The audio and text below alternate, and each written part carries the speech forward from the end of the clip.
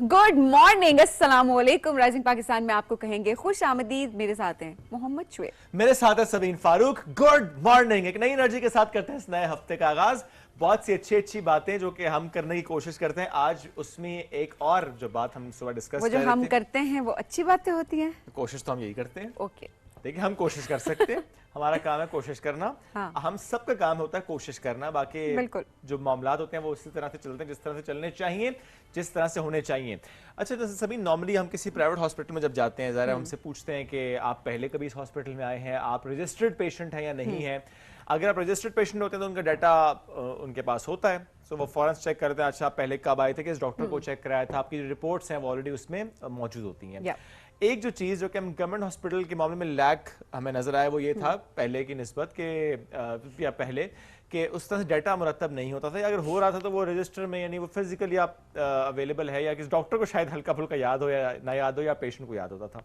लेकिन अभी ये होने जा रहा है कि वेरी सून इन पंजाब तमाम जो गवर्नमेंट हॉस्पिटल्स होंगे एक तो इंटीग्रेटेड हो जाएंगे, उनको टैब्स दिए जा रहे हैं। उसमें होगा ये कि जब भी कोई पेशेंट किसी भी हॉस्पिटल में जाएगा, किसी डॉक्टर के पास मौजूद होगा, अपना चेकअप कराएगा, तो वो टैब में उसकी एंट्री हो जाएगी कि कौन सा पेशेंट किस वक्त किस डॉक्टर के पास आया था, किस तकलीफ में आया था, किस मरज के साथ आया था और क्या उसे दवा तजवीज़ हुई थी, कौन से टेस्ट उसके हुए थे। सो इट्स वेरी नाइस कि नेक्स्ट टाइम वो किसी और भी हॉस्पिटल में अगर जाएगा, यानी किसी और गवर्नमेंट हॉस्पिटल में अगर जाता है तो ऑलरेडी वो डाटा कनेक्टेड होगा।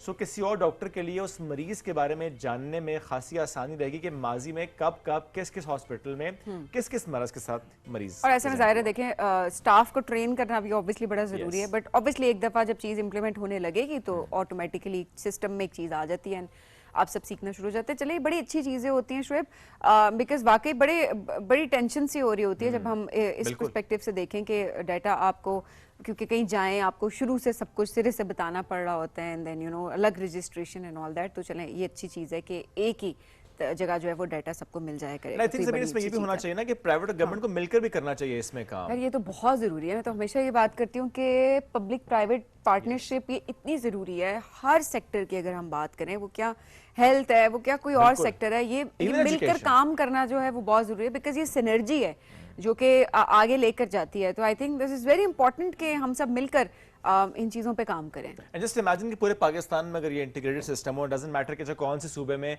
किसकी गवर्नमेंट है या वहाँ पे क्या पॉलिसी है, लेकिन एक नेशनल लेवल पे ये अप्रोच होनी चाहिए कि जिस भी हॉस्पिटल में, चाहे वो फिर टर्शरी केयर हॉस्पिटल है, चाहे फिर वो बेसिक हेल्थ यूनिट ही क्यों नहीं है, वहाँ पर अगर टैब एक ऐसा सिस्टम मौजूद है कि इंटीग्रेटेड सिस्टम है कि आप जिस भी जगह पर जा रहे हैं आपका डेटा उनके पास है, ऑलरेडी डॉक्टर के पास है, तो डॉक्टर से क्लिक करना है।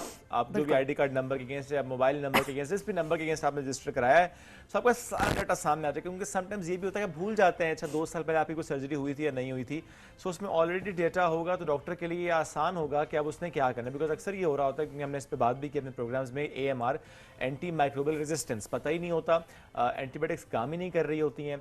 अगर पहले से पता होगा अच्छा कब कब किस किस पेशेंट को कौन कौन सी एंटीबायोटिक भी दी गई थी किस किस वक्त में, तो वो कोर्स ना शुरू से करवाना पड़े ना, क्योंकि वो यानी आपकी हेल्थ पे अगर कोई पॉजिटिव असर उसका नहीं हो रहा तो उसका नेगेटिव असर जरूर हो रहा होगा समहाउ, तो वो दिया ही ना जाए, टाइम जाया हो रहा हो, तो ये बड़ी एक इम्पॉर्टेंट चीज़ है। चलें जी, आगे बढ़ते हैं प्रोग्राम में।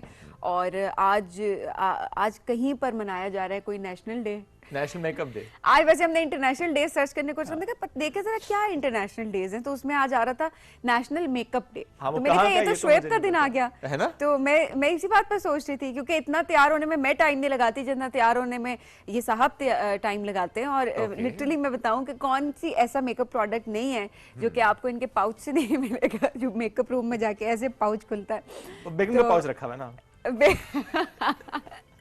उसमें से कुछ मैं यूज कर लेता हूं। मुझे लग रहा है इनकी बेगम सुबह सुबह सोई होती है और ये उनका पाउच उठा के ले आते हैं, और जब वापस जाते हैं तो तब भी मतलब वो टाइम हमारा ऐसे है ना कि वाकई अक्सर ये होता है कि सोई रही होती है। नहीं, वैसे टाइम भी हमारा ऐसा है ना कि देखिए, मतलब अमूमन 9 साढ़े 9 लोग सो के उठ रहे होते हैं, 9:30 बजे जब हम घर पहुंचे हुए होते हैं तो ऑब्वियसली। अच्छा, वो हर बंदे की चूंकि रूटीन थोड़ी डिफरेंट होती है। मेरी कई सालों से रूटीन है कि I wake up early, I sleep at early hours. हमारी तो शोज की वजह से, बिकॉज हम मॉर्निंग शो इतने सालों से करते करते आप सैटरडे संडे को हमारी बायोलॉजिकल क्लॉक बड़ी सेट है।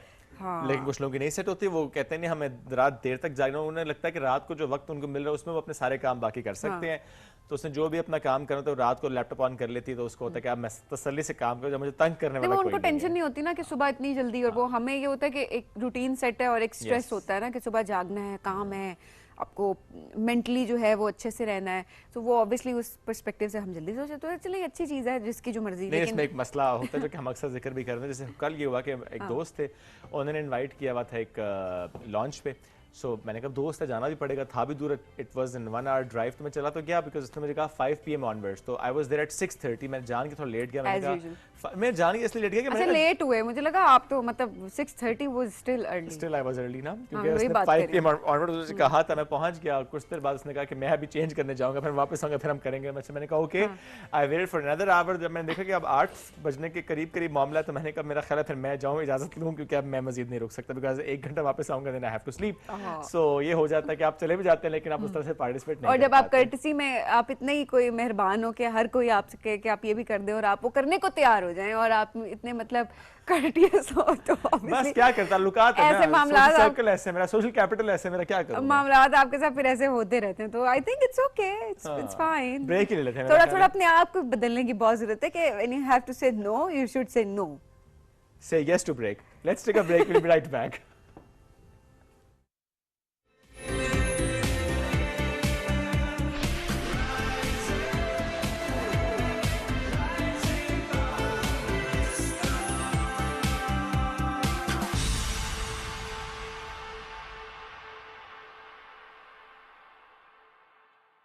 आज आपका टॉप का बंदा शावीर आपको टॉप का व्यू दिखाने वाला है। पर टॉप का प्लान फ्लॉप हो चुका है, टिकट्स खत्म हो चुकी हैं। अब ड्यू है तो शुरू है।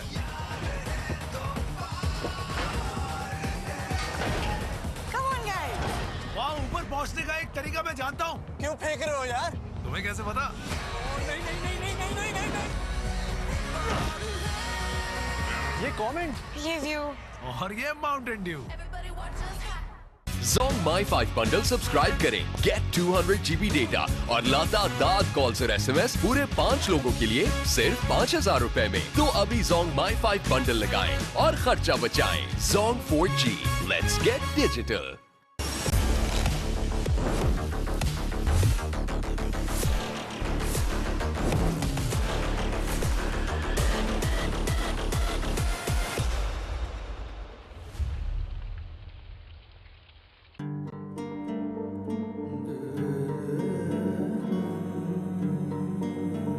फरीद की शादी होने वाली। अब सिकंदर को कह दें कि वो उससे मिलना जुलना बंद कर, क्योंकि मैं नहीं चाहता कि मेरी बेटी का नाम किसी जराइम पेशा के साथ।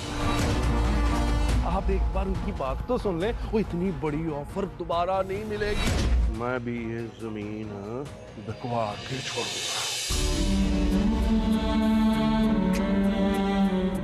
जब से उसको देखा है आंखों से हटी नहीं। 2 साल के बाद आज पता चला है कि उसका नाम नैनिश है। सिफारिश और रिश्वत के बिना यहाँ पे कोई काम नहीं। जो कागज के टुकड़े किसी को इज्जत की रोजी नहीं दे सकते, नहीं चाहिए मुझे ये। मेरे ऑफिस में आ जाओ बेटा। आज जिस सीट पर मैं बैठी हूँ ना, कल को इस सीट पर अरीज नहीं बैठना है। तुम आज से ही अरीज की इस हैसियत को कबूल कर लो, वरना ये रिश्ता चल नहीं सकेगा। सॉरी आंटी, मुझे आपकी ऑफर कबूल नहीं। अगर किसी ने तेरी तरफ पहली आंख से देखा तो मेरी जिंदगी का एक ही मकसद होगा कि उसको इस दुनिया से उठा दूं।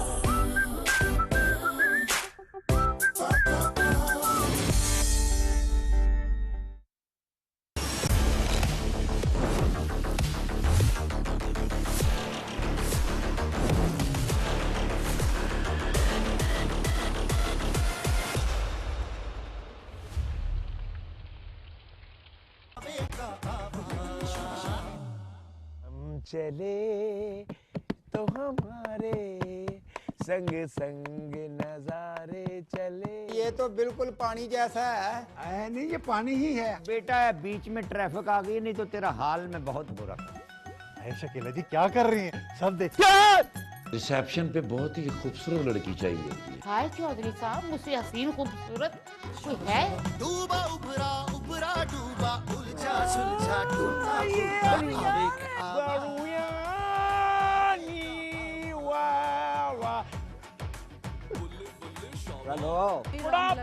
आइए आइए आ जाओ।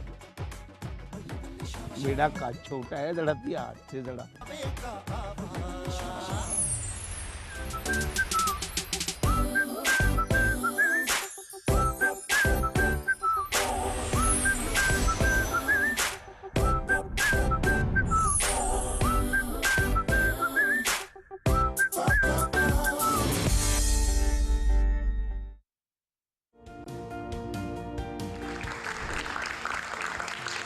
दीवार के पार क्या है, नकाब के पार क्या है, इस बहस में मत उलझो। सिर्फ ये जान लो कि समझ की तह तक पहुंचने के लिए सोच की सीढ़ी दरकार होती है। एक जरा सोचने दो।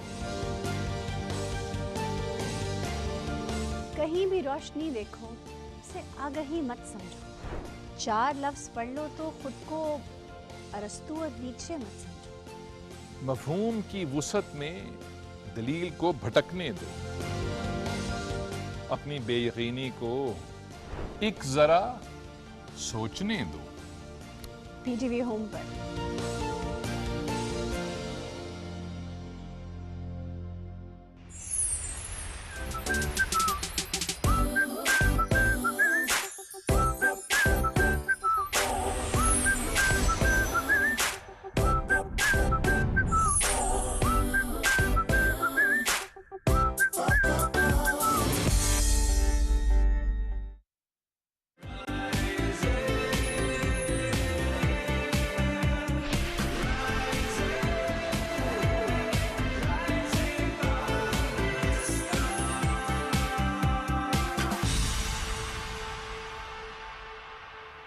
Welcome back. राइजिंग पाकिस्तान में एक बार फिर कहते हैं खुश आमदीद। डिफरेंट करियर्स की जब हम बात करते हैं उसमें एक करियर लॉ का करियर भी होता है। बहुत से लोग जो कि वकील बनना चाहते हैं और फिर आगे चलकर इंसाफ ही के इस डोमेन में जज की नशिस्त पर पहुंचना चाहते हैं।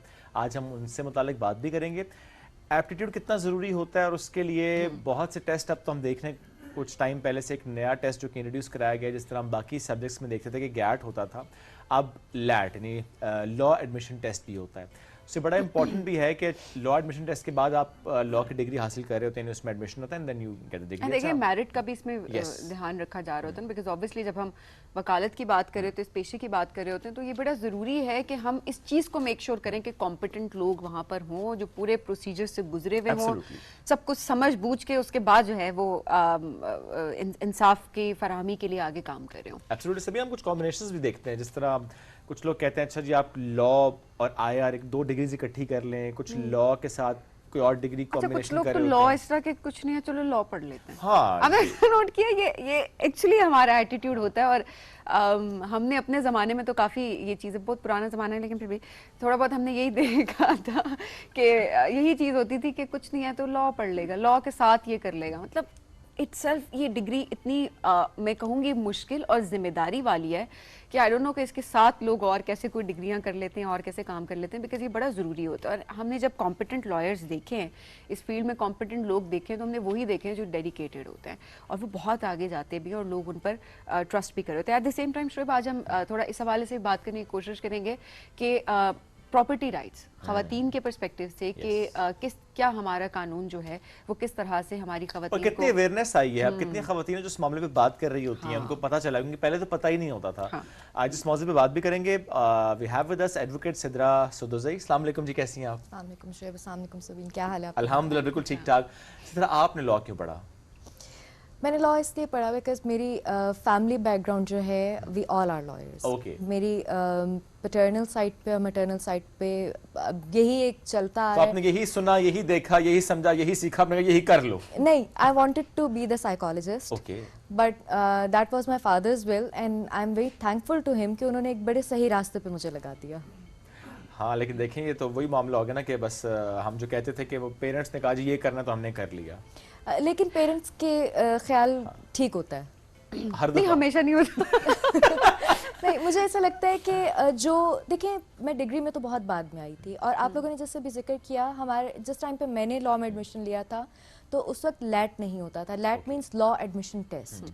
सो आपकी एक प्री रेक्विजिट है कि लॉ एडमिशन टेस्ट क्लियर करने से पहले you can not enrol in the law. ठीक है। और जहाँ तक बात है गेट की, तो that is after the completion of the degree. आपने लैट तो क्लियर कर लिया और आप जो है वो लॉ के अंदर एनरोल भी हो गए, लेकिन अगर आपने गैट जो है उसको क्लियर नहीं किया, जो डायरेक्टली HEC के अंडर कंडक्ट हो रहा है, you are not entitled for your license. लेकिन आपके पास डिग्री मौजूद है, आप लाइसेंस नहीं ले सकते। अच्छा, फॉर अ लॉयर आपको लैट भी करना है और गैट भी करना है।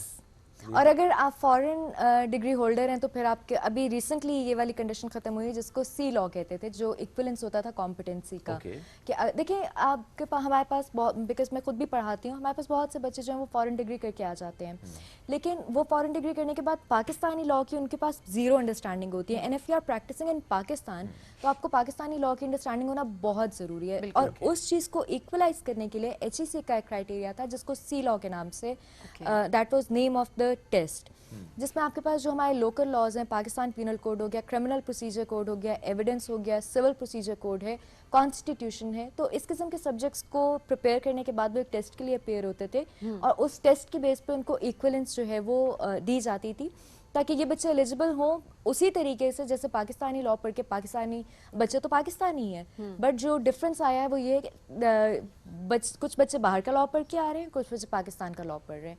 So now they were made equal, but unfortunately इसको इरेडिकेट कर दिया बिकॉज बच्चे ज़्यादा टेस्ट देना नहीं चाहते। हाँ, अब ये अच्छा, अब आपको क्या लगता है कि एडमिशन्स कम होंगे, लोगों का रुझान, बिकॉज ऑब्वियसली जब किसी प्रोसीजर से गुजारा जा रहा होता है जो लोगों को ये होता है कि पता नहीं क्लियर कर सकेंगे नहीं कर सकेंगे, जैसे आपने गैट और लैट दोनों का बता दिया है। सो अब रुझान हमारी यंग जनरेशन का होगा इस तरफ ज़्यादा से ज़्यादा। सबीना, आपने एक बात की थी ना अभी ओपनिंग में कि जिसको देखो वो लॉ कर रहा है, और मैं ये बात बहुत अरसे से प्रोपिगेट कर रही हूँ कि दिस इज़ वेरी अनफॉर्चुनेट कि आप मतलब लोग, अब देखें, आपने मैथ्स कॉम पढ़ा, आपने IR पढ़ा, आप लोग एक प्रॉपर मेंटालिटी, एक प्रॉपर माइंडसेट के तहत यहाँ पे आए थे। मैं देखती हूँ कि बहुत से ऐसे लोग थे कि जिन्होंने वाकई इसको आगे लेके चले कि यार ऐसा कुछ नहीं कर रहे, रिटायरमेंट हो गई है, चलो जल्दी से लॉ करते हैं, उसके बाद प्रैक्टिस में आ जाएंगे, रिटायरमेंट करीब आ रही है, यार ये इसने कुछ नहीं किया। देखिए, जब हम मेडिकल स्टूडेंट्स की बात करते हैं ना, एक बच्चा जिसने मेडिकल पढ़ना है उसको क्लास 7 से 8 से O लेवल से पेरेंट्स जो है उस तरीके से उसकी ट्रेनिंग शुरू कर देते हैं ताकि उसको एडमिशन मिल सके। हमारे पास जितने भी गवर्नमेंट सेक्टर के मेडिकल कॉलेजेस हैं उनके मेरिट्स बहुत हाई हैं। एक बच्चा पढ़ना शुरू कर देता है कि यार मुझे डॉक्टर बनना है, एक डॉक्टर बनना बड़ा उसके लिए फैंसी है। देन अगर हम इंजीनियरिंग की बात करते हैं कि एक बच्चे ने अगर इंजीनियरिंग यूनिवर्सिटी में एडमिशन लेना है, again it's very fancy for that kid. जहाँ पे फिर हमने लॉ की बात की, अच्छा यार कुछ नहीं, चलो लॉ तो कर ही लेगा ना, प्राइवेट BA कर लेगा, उसके बाद जो है वो एफिलिएटेड कॉलेजेस से जो है वो लॉ कर लेगा। अब हमारे पास बहुत क्रीम आ रही है और बहुत यंग जनरेशन आ रही है, फोकस्ड आ रही हैं जो कि एक्चुअली इसको एज अ प्रोफेशन लेके आगे चलना चाहते हैं। अब हम देखते थे कि बहुत सारे लोग अच्छा चलो जॉब भी कर रहे हैं, लॉ भी कर लिया, आपने इसको बैकअप प्लान के तौर पे रखा हुआ था, लेकिन अब वो वाली सिचुएशन खत्म हो गई है। Now it's not more a backup plan, this profession is taken very seriously now. That's very right. एक आम तासुर है कि जजेस की बड़ी तनख्वाह होती है। नहीं, देखें, आपके पास जो कैडर है BPS 17 का है, 18 का है, 19 का है, जजेस की सैलरीज उसके अकॉर्डिंग होती है। बिल्कुल ठीक है। नहीं, मैंने सवाल इसलिए रखा कि एक आम तासुर होता है ना कि बहुत बड़ी तनख्वाह, नहीं लॉयर्स बड़ा कमाते हैं अक्सर होता है, ये आई एग्री। जो आपके पास माशाल्लाह अल्हम्दुलिल्लाह बहुत अच्छे बड़े बड़े नाम है, सो वो उसी के अकॉर्डिंग जो है वो they code the number and I don't want to indulge FBR in it. Okay, चले जी, टॉपिक बदलते हैं, आगे बढ़ते हैं। अच्छा सिद्रा, अब जरा हम अवेयरनेस की बात कर लेते हैं। एक ज़माना था, हमने देखा हमारी अम्मियाँ, हमारी फुप्पियाँ, खालाएँ, ये हर घर में हर किसी ने इसको एक्सपीरियंस किया होगा कि मकसद देख रहे होते थे कि जी कभी तो कंसिडर नहीं किया जा रहा होता प्रॉपर्टी में, और कभी ये होता था कि खुद ही छोड़ दिया जी, कोई नहीं, हमारे भाइयों का हक है, कुछ भी अवेयरनेस नहीं थी। दूसरा, वो स्पेस कभी क्रिएट नहीं की, क्योंकि जो बहन अपना हक मांग लेती थी भाइयों से, वो मुजरिम होती थी और उसे गिल्ट फील है। हाँ, उसे गिल्ट फील होता रहता था थ्रू आउट कि ये क्या, मैंने क्यों अपना राइट मांग लिया प्रॉपर्टी में।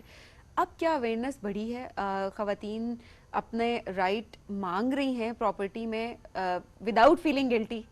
देखिए सबीन, जब हम इस्लामिक लॉ की बात करते हैं और जब हम इस्लामिक प्रेसिडेंट्स को उठा के देखते हैं, तो वहाँ पे औरत को उसकी जायदाद में हिस्सा देना वाज अ नॉर्म, क्योंकि ये ना सिर्फ कुरान में सूरह निसा में हिस्से मुकर्रर हैं ख़वातीन के लिए, बल्कि उनको दिया भी जाता था। लेकिन with the passage of time, and I am sorry, जो हमारी सब कॉन्टिनेंट की एक थोड़ी सी मेंटालिटी और हिस्ट्री रही है, जहाँ पे औरत को उसके ना सिर्फ प्रॉपर्टी राइट से बल्कि और भी बहुत सारे हकूक़ से बिल्कुल अलग कर दिया जाता था, महरूम कर दिया जाता था। देखिए, मुझे अल्लाह ने एक हक दिया है, मुझे अल्लाह ताला ने एक शेयर दिया है, मुझे मेरे बाप की प्रॉपर्टी में भी दिया है, भाई की प्रॉपर्टी में भी दिया है, शौहर की प्रॉपर्टी में भी दिया है और बेटे की प्रॉपर्टी में भी दिया है। और इन ल्यू ऑफ दैट राइट मेरे ऊपर कोई फाइनेंशियल लाइबिलिटी नहीं रखी। मर्द का हिस्सा औरत से ज़्यादा क्यों है? क्योंकि मर्द जो है, ये मैं नहीं कह रही, ये तफासिर कहती हैं, बिल्कुल ऐसे ही, क्योंकि मर्द जो है he is the bread winner of the house. औरत के ऊपर कोई फाइनेंशियल रिस्पॉन्सिबिलिटी नहीं है। And Islam being the very justified मज़हब, एहसान का दीन होने के तौर पे, फिर भी औरत को जो है वो एम्पावर करने के लिए उसको हिस्सा दिया गया, चाहे वो मूवेबल प्रॉपर्टी है, चाहे वो इमूवेबल प्रॉपर्टी है। वो इमूवेबल प्रॉपर्टी से अपने किसी के फसलें हैं, किसी के खेत हैं, किसी का घर है, वो उसके किराए को, उस फसल से जो उसको पैसे आ रहे हैं, वो उसको अपने खर्चे के लिए यूटिलाइज कर सकते, और मर्द उससे सवाल नहीं कर सकता कि अपने ज़ाती पैसे को तुमने कहाँ पे खर्च किया था। सिद्रा, ये तासुर क्यों है कि चूंकि बेटी की शादी कर दी थी, उस वक्त उसे जहेज दिया था, उस वक्त उसे तोहफे दिए थे, हो सकता है कुछ अमाउंट भी दी हो उसके अकाउंट में, अब चूंकि उस वक्त दे दिया, अब उसके बाद जो भी आपकी प्रॉपर्टी है उसमें अब उसका कोई हिस्सा नहीं है, और ये आपने एज्यूम भी कर लिया है पूरी फैमिली ने कि अब जो बाकी लोग हैं, भाई हैं, जो भी है, बस वो आपस में डिवाइड कर लेंगे, और बेटी डजंट एग्जिस्ट फॉर दैट। एक फैक्टर मिस कर दिया, बेटी को पढ़ा भी दिया, हाँ, उसकी एजुकेशन पे भी पैसे लगा, बिल्कुल ऐसा ही है। तो अब जो है वो उसका हिस्सा नहीं बनता प्रॉपर्टी में। सो आप ये देखिए इसके अंदर कि जहेज देने की रस्म कहाँ पे मौजूद है? जहेज देने का तो इस्लाम में कोई जिक्र नहीं है।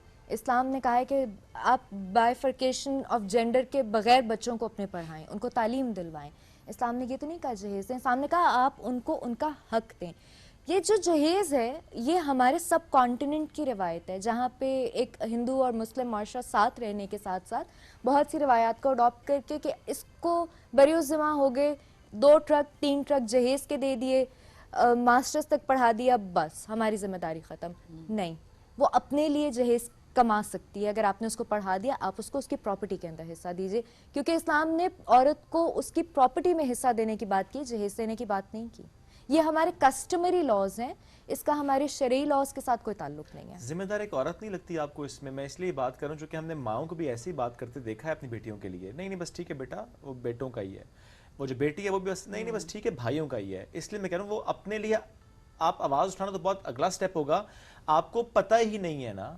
हालांकि आप देखें प्रोग्राम्स हो रहे हैं, लॉ है, बात होती है, इवेंट्स होते हैं, हमारे इवन कॉल करें तो उसमें भी प्रॉपर्टी राइट्स के बारे में कॉलर ट्यून्स होती हैं, बट स्टिल एक औरत बात नहीं करती क्योंकि उसे लगता है कि नहीं है ही नहीं।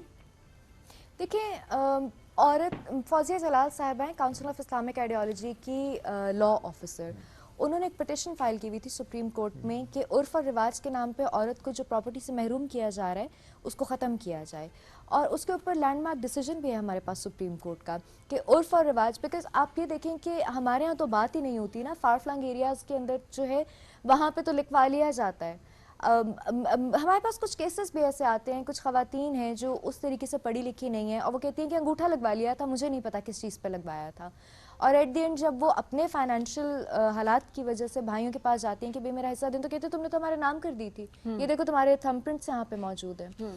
सो इस चीज़ के ऊपर हमारे पेरेंट्स बात नहीं करते, और मुझे लगता है कि अपना हक मांगने में, अपने हक को, मैं ये नहीं कहती कि आप अपना हक छीन लें, लेकिन थोड़ा सा यहाँ पे हमें मर्दों की ट्रेनिंग की भी ज़रूरत है कि जो हक आप खा रहे हैं अपनी बहन का, अपनी बेटी का, वो अल्टीमेटली कहीं ना कहीं निकल जाएगा। और हराम भी तो है ना ये। ऑब्वियसली आपने किसी का, देखिए सबीन, चले मैं कोई और एग्जांपल देती हूँ कि एक आपकी बेटी है, ठीक है, एक आपकी बहन है, आप अपनी बहन को जायदाद में से सिर्फ इसलिए इरेडिकेट करें कि यार मैं अपनी बेटी के लिए जहेज बना दूं, तो क्या गारंटी है कि वो जहेज उसके काम आ सकेगा।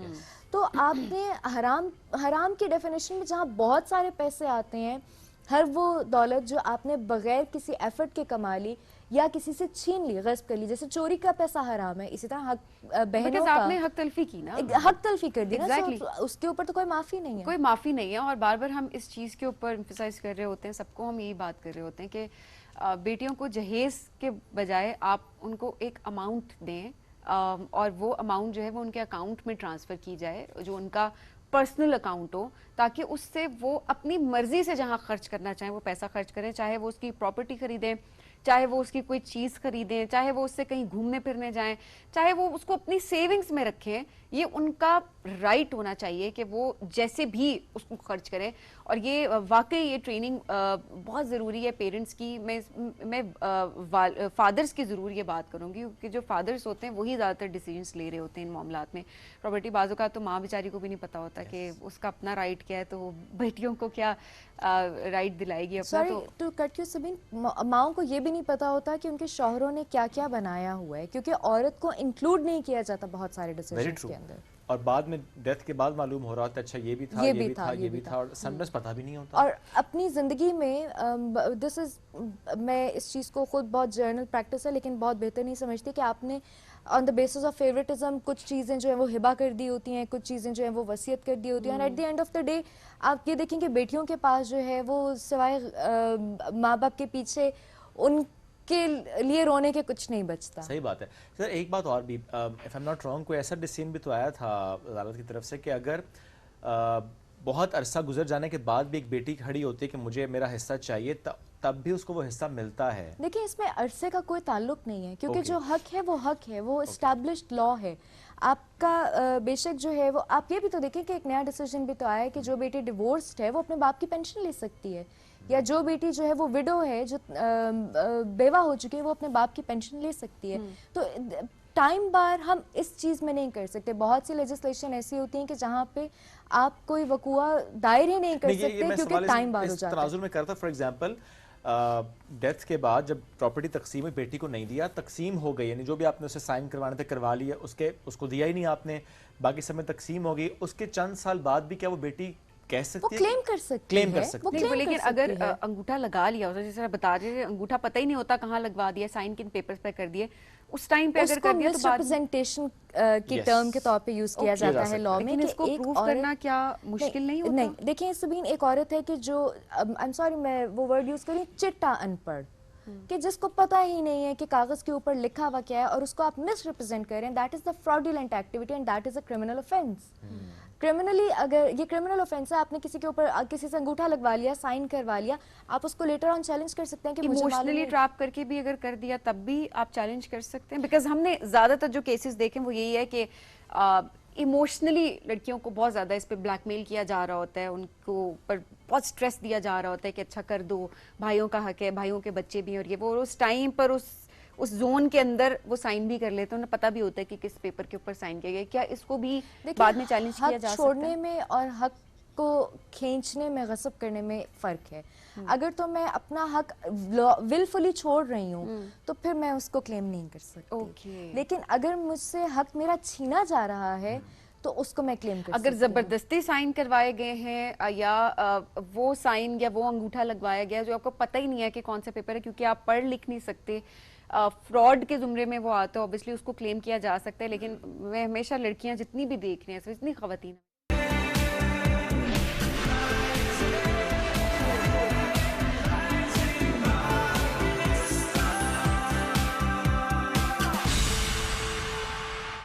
जी बहुत शुक्रिया। सबसे पहले तो आपने जो शुरू में बात की कि क्लाइमेट चेंज, ये हम वो नस्ल हैं कि जिसको इसके साथ रहना है, और ये नहीं है कि ये अचानक शुरू हो गया। पिछले चंद साल से ऐसी इंडिकेशंस आ रही थी। आपको याद होगा 3 साल पहले एक बहुत ड्राई स्पेल आया था, पूरे पाकिस्तान में जंगलात में आग लगी थी।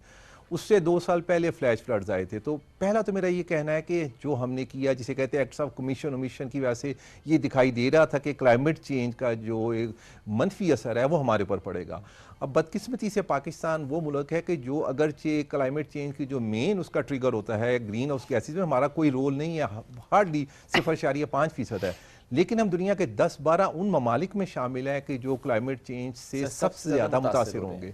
अब इसको जेहन में रख के हम आते हैं को इस साल जो आपने देखा कि जी cloud burst, urban flooding, flash floods का फिनोमेना, बड़े अफसोस से मैं कहना चाहूँगा कि इसमें कुदरती अवामिल के साथ इंसानी अवामिल जो हमारी गलतियों का बहुत बड़ा दखल है। मिसाल के तौर पे क्लाउड बर्स्ट की एक बड़ी वजह क्या होती है कि पहाड़ी इलाकों में किसी जगह बहुत ज़्यादा जब कंस्ट्रक्शन एक्टिविटी हो जाए, जैसे हमारे हिल स्टेशन है, मैं नाम नहीं लूँगा, हर सूबे में है, वहाँ पे उस कंस्ट्रक्शन एक्टिविटी से लोकल लेवल पे दर्जा हरारत बहुत बढ़ जाता है और उसके ऊपर से जब बादल गुजरते हैं तो कट्ठा पानी वहाँ पे गिरता है। क्लाउड बर्स्ट बुनियादी तौर पर ये और भी बहुत सी टेक्निकल वजूहात है, हकीकतन ये है। अब आप जितने भी आपके हिल स्टेशन देखें पिछले 10 से 15 साल में जिस सतह की कंस्ट्रक्शन दरिया के ऊपर कंस्ट्रक्शन हुई है, तो हम तो खुद जिसे कह रहे हैं ना कि we are inviting the trouble, पहली चीज़ तो ये हो गई। दूसरा, हमने ये जुल्म किया कि पिछले 15 से 20 साल में जो हमारे ग्रीन एरियाज थे, हमारे फॉरेस्ट थे, हमारी रेंज लैंड थी, हमने बेदरेग उनको ख़त्म किया। उसकी बहुत सी वजूहात थी, आबादी बढ़ गई, शायद कुछ मजबूरी भी थी, लेकिन मेरे ख्याल में कमर्शलाइजेशन की अनप्लान्ड होने का जो ट्रेंड था और तमाम पाकिस्तान के हिल स्टेशन में दूसरा वो था। अब इस बार हो ये रहा है कि जब क्लाउड बर्स्ट या ज़्यादा बारिश होती है तो पानी ने तो अपना रास्ता बनाना है, पानी के रास्ते हमने मसदूद कर दिए, हमने बंद कर दिए। वो को पुराना मुहावरा भी है पंजाबी और पश्तो में कि पानी अपना रास्ता बना लेता है, तो पानी अपना रास्ता बना रहा है। हमने ये किया, आप चले पंजाब के पहाड़ी इलाके, खैबर पख्तूनख्वा के जीपी के देखें, जितने हिल टॉरेंट्स नाले थे ज़्यादातर के ऊपर कंस्ट्रक्शन हो गई है, दरख्त काट दिए गए हैं। तो जब पानी आता है तो बजाय इसके कि दरख्त या वहाँ पे वेजिटेशन से स्लो करे, वो स्पीड के साथ आता है। दूसरा, हमने जब सड़कें बनाना शुरू की, कंस्ट्रक्शन की, तो हमारे मुल्क में ब्लास्टिंग का बड़ा रवाज है, आपने देखा पहाड़ी इलाकों में जाए, उससे पूरा जो पहाड़ी सिलसिला है वो डिस्टर्ब होता है। तो ये सारे फैक्टर्स मिलकर अब ये हो रहा है कि जब फ्लैश फ्लड होता है, जब अर्बन फ्लडिंग होती है, तो पानी की इतनी मिकदार आ जाती है कि कोई भी एजेंसी उसे रोक नहीं सकती। ये एक बड़ी अफसोसनाक सूरत हाल है, लेकिन जैसे आपने कहा कि हमारी वो नस्ल है जिसे अब इसके साथ रहना है, तो हमने आगे चलने के लिए सोचना है कि इसका हल क्या है। तो क्लाइमेट चेंज रियलिटी है, इट्स स्ट्राइकिंग अस, हमारे सामने है और हमने कुछ करना है, वरना जिस तरह का नुकसान आप देख रहे हैं ये तो अभी सिर्फ आगाज़ है। मेरी दुआ है कि अल्लाह ताला आसानी करे, लेकिन हमारे जो हमने जो किया है पिछले 10 सालों में माहौल के साथ, वो बड़ी ज़्यादती हुई है। वाकई ऐसा है, उस लिहाज से हमारी प्लानिंग भी बहुत ज़्यादा इंपॉर्टेंट है। आपने कहा कि इकदामात लेने होंगे, सोल्यूशंस की तरफ जाना होगा, क्या सोल्यूशंस आपको नज़र आ रहे हैं, क्या इकदामात अभी हो रहे हैं?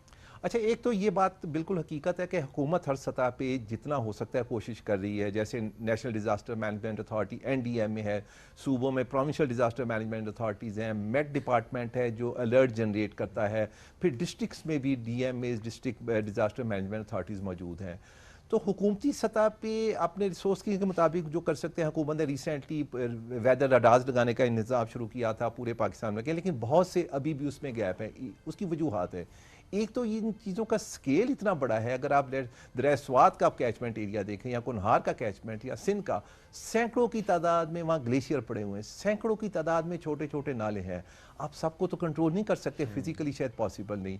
तो करने की ज़रूरत यह है कि जहाँ पे अभी काम कुछ कम हुआ है, कि जिसे हम कहते हैं last end of disaster reduction, last mile, कि आपको इस्लामाबाद में, लाहौर, पेशावर, गिलगित में इंफॉर्मेशन आ गई, आपने उसे जाके वादी के आखिरी कोने पे रहने वाली कम्युनिटीज़ को पहुंचाना है। ये हमारा चैलेंज है। अभी बुनेर में जो बहुत बड़ा फ्लैश फ्लड आया, वो भी एक ऐसी दूर दराज आबादी थी। इस्लामाबाद में आप देखिए अभी नया काम शुरू हो गया, अर्बन फ्लड आता है, उसके चूँकि नाले बंद किए हुए हैं पूरे शहर में। अभी पिंडी में आपने देखा पानी इकट्ठा होता है। तो होता ही है कि जो लोग रहते हैं लास्ट माइल पे, भले वो गाँव में रहते हैं, शहर में, उनको बताना है कि भाई इस लेवल का फ्लैश फ्लड हो गया है, क्लाउड बस्ट हो गया है, आप महफूज जगह पे नकल मकानी करें।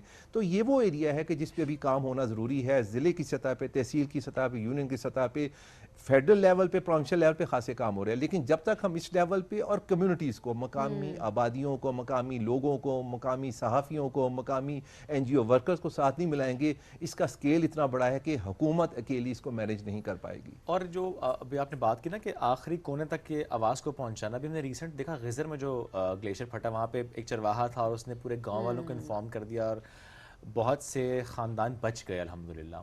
सो बड़ा इम्पॉर्टेंट है कि आवाज़ पहुंच जाए, बट आपको नहीं लगता कि उससे भी ज़्यादा ज़रूरी है कि पहले ही ऐसे स्टेप्स लिए जाएं कि दरिया का रास्ता ना रोका जाए, आप अपने जो लैंड है उसको इस तरह से डिस्टर्ब ना करें। आज भी आप देखेंगे इस्लामाबाद में कुछ जगहों पर भी आप टेक्सला से गुजरें तो वहाँ का पहाड़ देख लें, आप हसन अब्दाल से गुजरें तो वहाँ का पहाड़ देख लें। आज से 15-20 साल, चूँकि मैं इसी इलाके में ट्रैवल करता रहा हूँ, 20 साल पहले ये पहाड़ इंटैक्ट थे, आज ये पहाड़ ख़त्म होते जा रहे हैं। दरख्त तो काटे, पहाड़ भी काटे, तो ये पहाड़ काटने से नुकसान हम उठा रहे हैं। और इवन अगर आप पोटोहार की तरफ और नीचे जाएँ, चक्री की तरफ जाएँ, तो वहाँ पर भी आपको ये नज़र आ रहा है कि आपने पूरी की पूरी लैंड को डिस्टर्ब कर दिया, क्योंकि हाउसिंग सोसाइटीज़ आ चुकी हैं वहाँ पर। हम इतना डिस्टर्ब करें जो अपनी टेरेन को, इससे भी तो नुकसान हो रहा है। जी, पहले तो आपने जो जिक्र किया ना, जो हमारे हीरोज़ हैं उन्हें हमें सेलिब्रेट करना है। गिज़र के वो जो साहब है, मैं गिज़र जाता रहा हूँ और मैंने वो जगह देखी है और मुझे अंदाज़ा है कि वो रात के 3 बजे उन्होंने जिस तरह अलर्ट जनरेट किया। इसी तरह बुनेर में जो फ्लैश फ्लड आया है, एक मस्जिद के उस्ताद थे, तालिब इल्म थे, उन्होंने लोगों को जाके घरों से निकाला। एक स्कूल टीचर ने, तो एक तो बात है कि हमारे वक्त थोड़ी सी मायूसी खिलाते, हमारे लोकल हीरोज हैं, हमें उन्हें सेलिब्रेट करना। लेकिन जो आपने असल बात की, देखिए आप किसी भी पहाड़ी इलाके में जाएं, आपने देखा होगा ट्रेंड ये शुरू हुआ कि दरिया के साथ साथ होटल बनाना शुरू कर दिए। कलाम में हमने देखा नुकसान उठाया, कलाम, नारान, गलियात। अब उसका नुकसान ये होता है, एक तो आप दरिया का रास्ता रोकते हैं, दूसरा जो अभी हो रहा है कि पानी के पोल्यूट करते हैं। जो पानी हम पी रहे हैं, जो हमारी ज़मीन में जहरीला पानी जिससे बीमारी आ रही है, उसकी भी वही वजह है। अब उसके लिए इन्फोर्समेंट रेगुलेशन मौजूद है, लेकिन मेरे ख्याल में जो मकामी इंतज़ामिया है उससे गफलत होती है। इसके ऊपर ज़ीरो टॉलरेंस होनी चाहिए। दूसरा आपने बड़ा अच्छा जिक्र किया, जैसे आप पिंडी इस्लामाबाद के गिरदोनवा में देखिए, माइनिंग के लिए, माइनिंग भी आपकी ज़रूरत है, लेकिन हम अनसाइंटिफिक काम करते हैं। दुनिया में बड़े से तरीके हैं माइनिंग के लिए कि आप किस तरीके से कीमती पत्थर, संगे मरमर निकालते हैं। हमारा तरीका है कि हम जाके ब्लास्टिंग करते हैं, दुनिया में ख़त्म हो चुका है, मतरूक हो चुका है।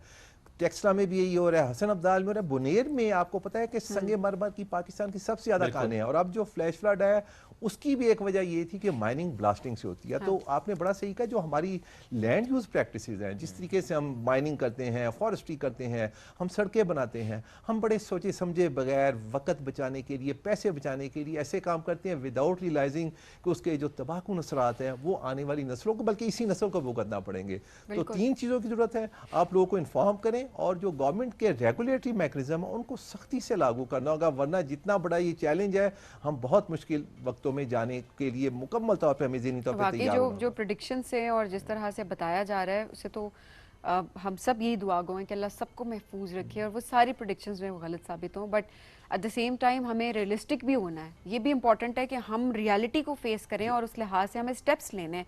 सर, ऐसे में अवेयरनेस लोगों में कितनी आई है कि नकल मकानी कर लें, जब देखें कि ऐसी सूरत हाल क्रिएट हो रही है, इस वेदर की अगर बात करें, लोग अपने घर नहीं छोड़ रहे होते। आई नो ये इतना मुश्किल काम है कि हम यहाँ बैठ के सिर्फ बात कर सकते हैं और हम ये कह सकते हैं अच्छा घर छोड़ दें, इट्स नॉट ईजी। आप 4 दिन के लिए कहीं जाते हैं ना, तो सामान पैक करना, अपनी जमा पूंजी देखना, एट द सेम टाइम सदियों लगा के लोग पूरी उम्रें लगा के घर बनाया हुआ होता है। ऐसे में क्या करना चाहिए? लोगों की काउंसलिंग इंपॉर्टेंट है क्या? लोगों को ये अवेयरनेस देनी बहुत ज़रूरी है कि जान से बढ़ के, बिकॉज जान की हिफाजत सबसे पहले रखी गई है। क्या इस हवाले से भी कोई सेशंस रखे जा रहे हैं? किसी तरह से लोगों को इस बात पे कायल किया जा रहा है कि नहीं, जब ऐसा वेदर आए तो अपनी हिफाजत हर तरह से खुद मुमकिन बनाए, उसके बाद जाहिर है जो स्टेप्स हैं वो लिए जाएं। देखिए, आपने बड़ा अहम पॉइंट रेज किया और मेरे ख्याल में आप लोग का ताल्लुक चूँकि है मीडिया के इसमें बहुत अहम रोल, और ये मैं बात जिसे कहते हैं कि रस्मी तौर पर नहीं कह रहा, अभी भी पाकिस्तान में बहुत सी जगह ऐसी हैं जहाँ पे television, radio, FM radio channel, मैं सोशल मीडिया की भी बात ही नहीं कर रहा, उनकी एक्सेस है, लोग उन्हें रेगुलर दीजिए। तो पहली तो मेरी जो एक कहने की मेरी सिफारिश रिकमेंडेशन ये होगी कि हमारा जो मीडिया है, भले वो सरकारी TV चैनल्स हैं, रेडियो, उनको अब क्लाइमेट चेंज की जो इन्फॉर्मेशन पहुँचानी है उसको एक मकसद बनाना पड़ेगा। तो एंटरटेनमेंट के प्रोग्राम है, न्यूज़ के प्रोग्राम है, अब आपको क्लाइमेट चेंज के लिए और लोकल चैनल्स के ऊपर, मेरा अंदाज़ा है कि छोटी जगहों पे भी हमारे बूस्टर्स मौजूद हैं, हमारे कम्युनिकेशन चैनल मौजूद है। दूसरी आपने बड़ी अच्छी बात की, हम बड़े आसानी से कह देते हैं, और मैं भी 30 साल से हूँ कि जी खतरा हो तो चले जाएं, इतना आसान नहीं होता। उन लोगों का माल मवेशी साथ होता है, उन्होंने पूरे साल का राशन चारा रखा होता है। तो उसके लिए आप, चूँकि अब ये फिनोमेना इतना हो गया है, तो सरकारी महकमे, भले वो लोकल इंतज़ामिया है, पुलिस है, 1122 है, उन्हें इस तरह के लॉजिस्टिक्स, और ये दुनिया में होता रहा है, जनूबी एशिया में हमने इसकी मिसालें देखी, शुमाल मशरकी एशिया में, तो हर चीज़ का सोल्यूशन मौजूद है। लेकिन हमें ना इसे डिनाइल से निकलना पड़ेगा। अगर हम समझे ना जी इस बार बारिश होगी, अगले 3 साल नहीं होगा, ऐसा नहीं होगा, तो हमें इसके मुस्तकिल बुनियादों पर हल करना पड़ेगा, ताकि एक जब इस तरह की सूरत हाल हो, बर वक्त लोगों को बता दिया जाए। दूसरा, उनकी मदद की जाए, क्योंकि वो लोग उन इलाकों में तो शायद मूवमेंट भी बड़ी मुश्किल है, कैसे वो अपनी ज़िंदगी का सारो सामान उठा के और सही किधर बात है, जाएंगे, माल मवेशी अपना सामान कैसे निकले वहाँ से। और तीसरा सबसे ज़रूरी है कि आप सोशल मीडिया को यूज़ करें, आप छोटे चैनल्स को यूज़ करें, वीलॉग्स को यूज़ करें, सरकारी टीवी को यूज़ करें, प्राइवेट टीवीज़ को, इनका रोल बहुत एंड बढ़ देन गया। जो इन्फ्लुएंसर्स हैं अपने अपने इलाके के, कम्युनिटी लीडर्स हैं, जो उनका बड़ा रोल है इसके अंदर कि आप लोगों को बता सकते हैं ताकि जानों की हिफाजत की जा सके। माल भी बन जाते हैं दोबारा, सही बात है। या ना भी बने तो आपकी जान से बढ़ के कोई चीज़ नहीं होती है। तो इस वक्त इन इलाकों के जितने लोग हैं, क्योंकि हमारा ये जो चैनल है, ये जो शो है, ये उन इलाकों तक पहुंचता है जहाँ पर कोई और ट्रांसमिशन नहीं भी पहुंच पा रही होती, सोशल मीडिया नहीं हो पा रहा होगा। तो आप लोगों से हम यही कहेंगे कि मुश्किल ज़रूर है, लेकिन अपनी जान सबसे पहले, अपने बच्चों की हिफाजत करें। सब कुछ बन जाएगा, सब कुछ आ जाएगा, जान वापस नहीं आएगी। तो ये बहुत ज़रूरी है कि अगर आपको कहीं भी ख़तरा नज़र आता है तो मूव करें, बहुत ज़रूरी है। उसके बाद ज़ाहिर है इक़दामात भी हो रहे हैं, मज़ीद होने चाहिए। हम ये भी कहेंगे कि जो काम होना चाहिए था, आज से 5 साल पहले होना चाहिए था, वो काम भी उस लेवल पे नहीं हुआ, क्योंकि हमने जिस तरीके से क्लाइमेट का हशर बिगाड़ दिया, हमने किस तरीके से उसका हम उसका इम्पैक्ट हमारे ऊपर अब देख रहे हैं। तो जाहिर सी बात है बहुत सारी चीज़ें जो कि हमें खुद हमारे हाथ में हो, उसमें एक चीज़ ये है कि हमने अपनी जान की हिफाजत ज़रूर करनी है।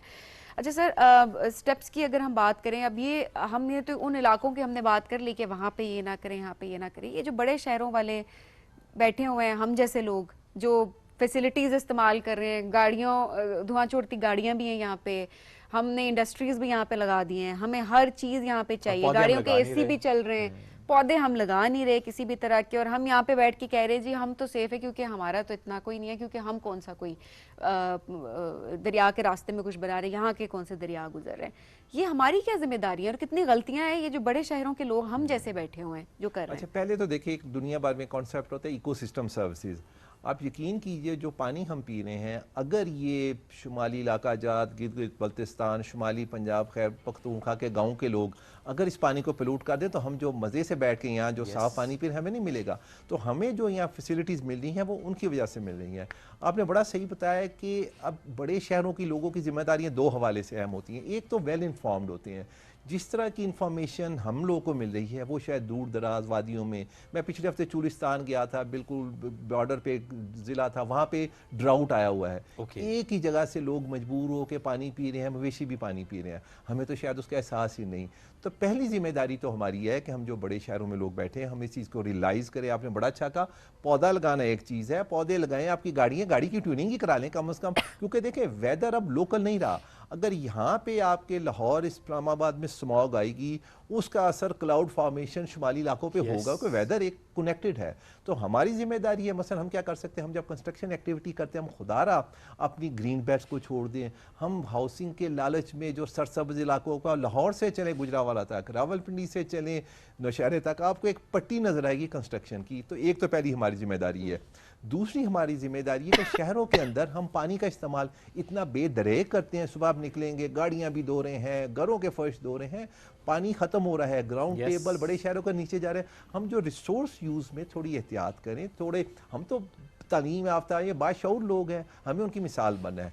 तीसरा हमारा काम ये है कि चूँकि शुमाली इलाका जात में, हिल स्टेशन में सबसे ज़्यादा शहरों के लोग जाते हैं, अभी भी आप देखिए, और सबसे ज़्यादा जो ज़्यादती है हम लोग करते हैं। हमारे लोग वहाँ जाके व्हीकल्स गैर ज़रूरी तौर पे चलाते हैं, हमारे लोग जाके वहाँ बागात से फल उनके तोड़ते हैं, हमारे लोग अगर जाके वहाँ पे जिसे कहते हैं ना इको टूरिज़म, सेंसिबल टूरिज़म, से कहते हैं कि रिस्पॉन्सिबल टूरिज़म करेंगे, तो शायद बहुत से मसले जो लोग फेस कर रहे हैं वो नहीं होंगे। तो मेरे ख्याल में बड़े शहरों के लोगों के हवाले से, और चौथा जो हमारा आजकल, जैसे इस्लामाबाद में आपको मालूम है पानी की किल्लत एक बहुत बड़ा बहरान है। रावल डैम, खानपुर डैम से पानी पूरा नहीं होगा, वाटर टेबल नीचे जा रहा है। हमें ज़रूरत है कि घर घर के लेवल पे हम ग्राउंड वाटर रिचार्ज के छोटे छोटे सोल्यूशन है, जैसे सोलर आर्म हो गया, हमें वो करना चाहिए, पानी को महफूज करना चाहिए, मैंडेटरी होना चाहिए, स्पेशली नई सोसाइटीज़ को। इसलिए मैं कह रहा हूँ, जो कि चले पुराना इंफ्रास्ट्रक्चर तो है सो है, नए जो इंफ्रास्ट्रक्चर्स डेवलप हो रहे हैं उनको तो मैंडेटरी करना चाहिए, रेन वाटर हार्वेस्टिंग को, ग्राउंड वाटर रिचार्ज को। जी बिल्कुल। और तब होगा जब वाकई अवेयरनेस आएगी, अवेयरनेस के बाद प्लस मैंडेटरी भी होना चाहिए थोड़ा सा लॉस के परस्पेक्टिव से, कि अगर आपने घर बनाना है तो it should be constructed in a way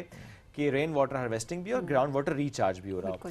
sir, चूँकि हम बात कर रहे हैं इकोसिस्टम की, हम बात एनवायरनमेंट की कर रहे हैं, क्लाइमेट चेंज की, डिस्टर्बेंस एंड एवरीथिंग, हम इंसान तो मुतासर हुए हैं, लेकिन हमारी वाइल्ड लाइफ भी तो बहुत मुतासर हुई है। चूँकि आपने इस पर खासा काम भी किया, मैं ज़रूर चाहूँगा इस पर बात भी कीजिएगा। हमारी जो वाइल्ड लाइफ का हैबिटेट मुतासर हुआ है, उनका जो इलाका मुतासर हो गया, उससे कितनी डिस्टर्बेंस हुई है? बहुत अच्छा आपने सवाल उठाया, क्योंकि हम जब क्लाइमेट चेंज की बात करते हैं तो हम तो इंसान हैं, लेकिन आपको पता है हमारे से मिलियन ईयर्स यहाँ पे वाइल्ड लाइफ थी, तो वो भी उतने ही, लेकिन वो बोल नहीं सकते। तो आपने बड़ा अच्छा किया, मुझे खुशी कि आपने पॉइंट उठाया। जो हमारे एक्ट्स ऑफ ओमिशन कमीशन है, जिस तरीके से बेदरे हमने जंगलात काटे, हमने जगह जगह सड़कें निकाल दी।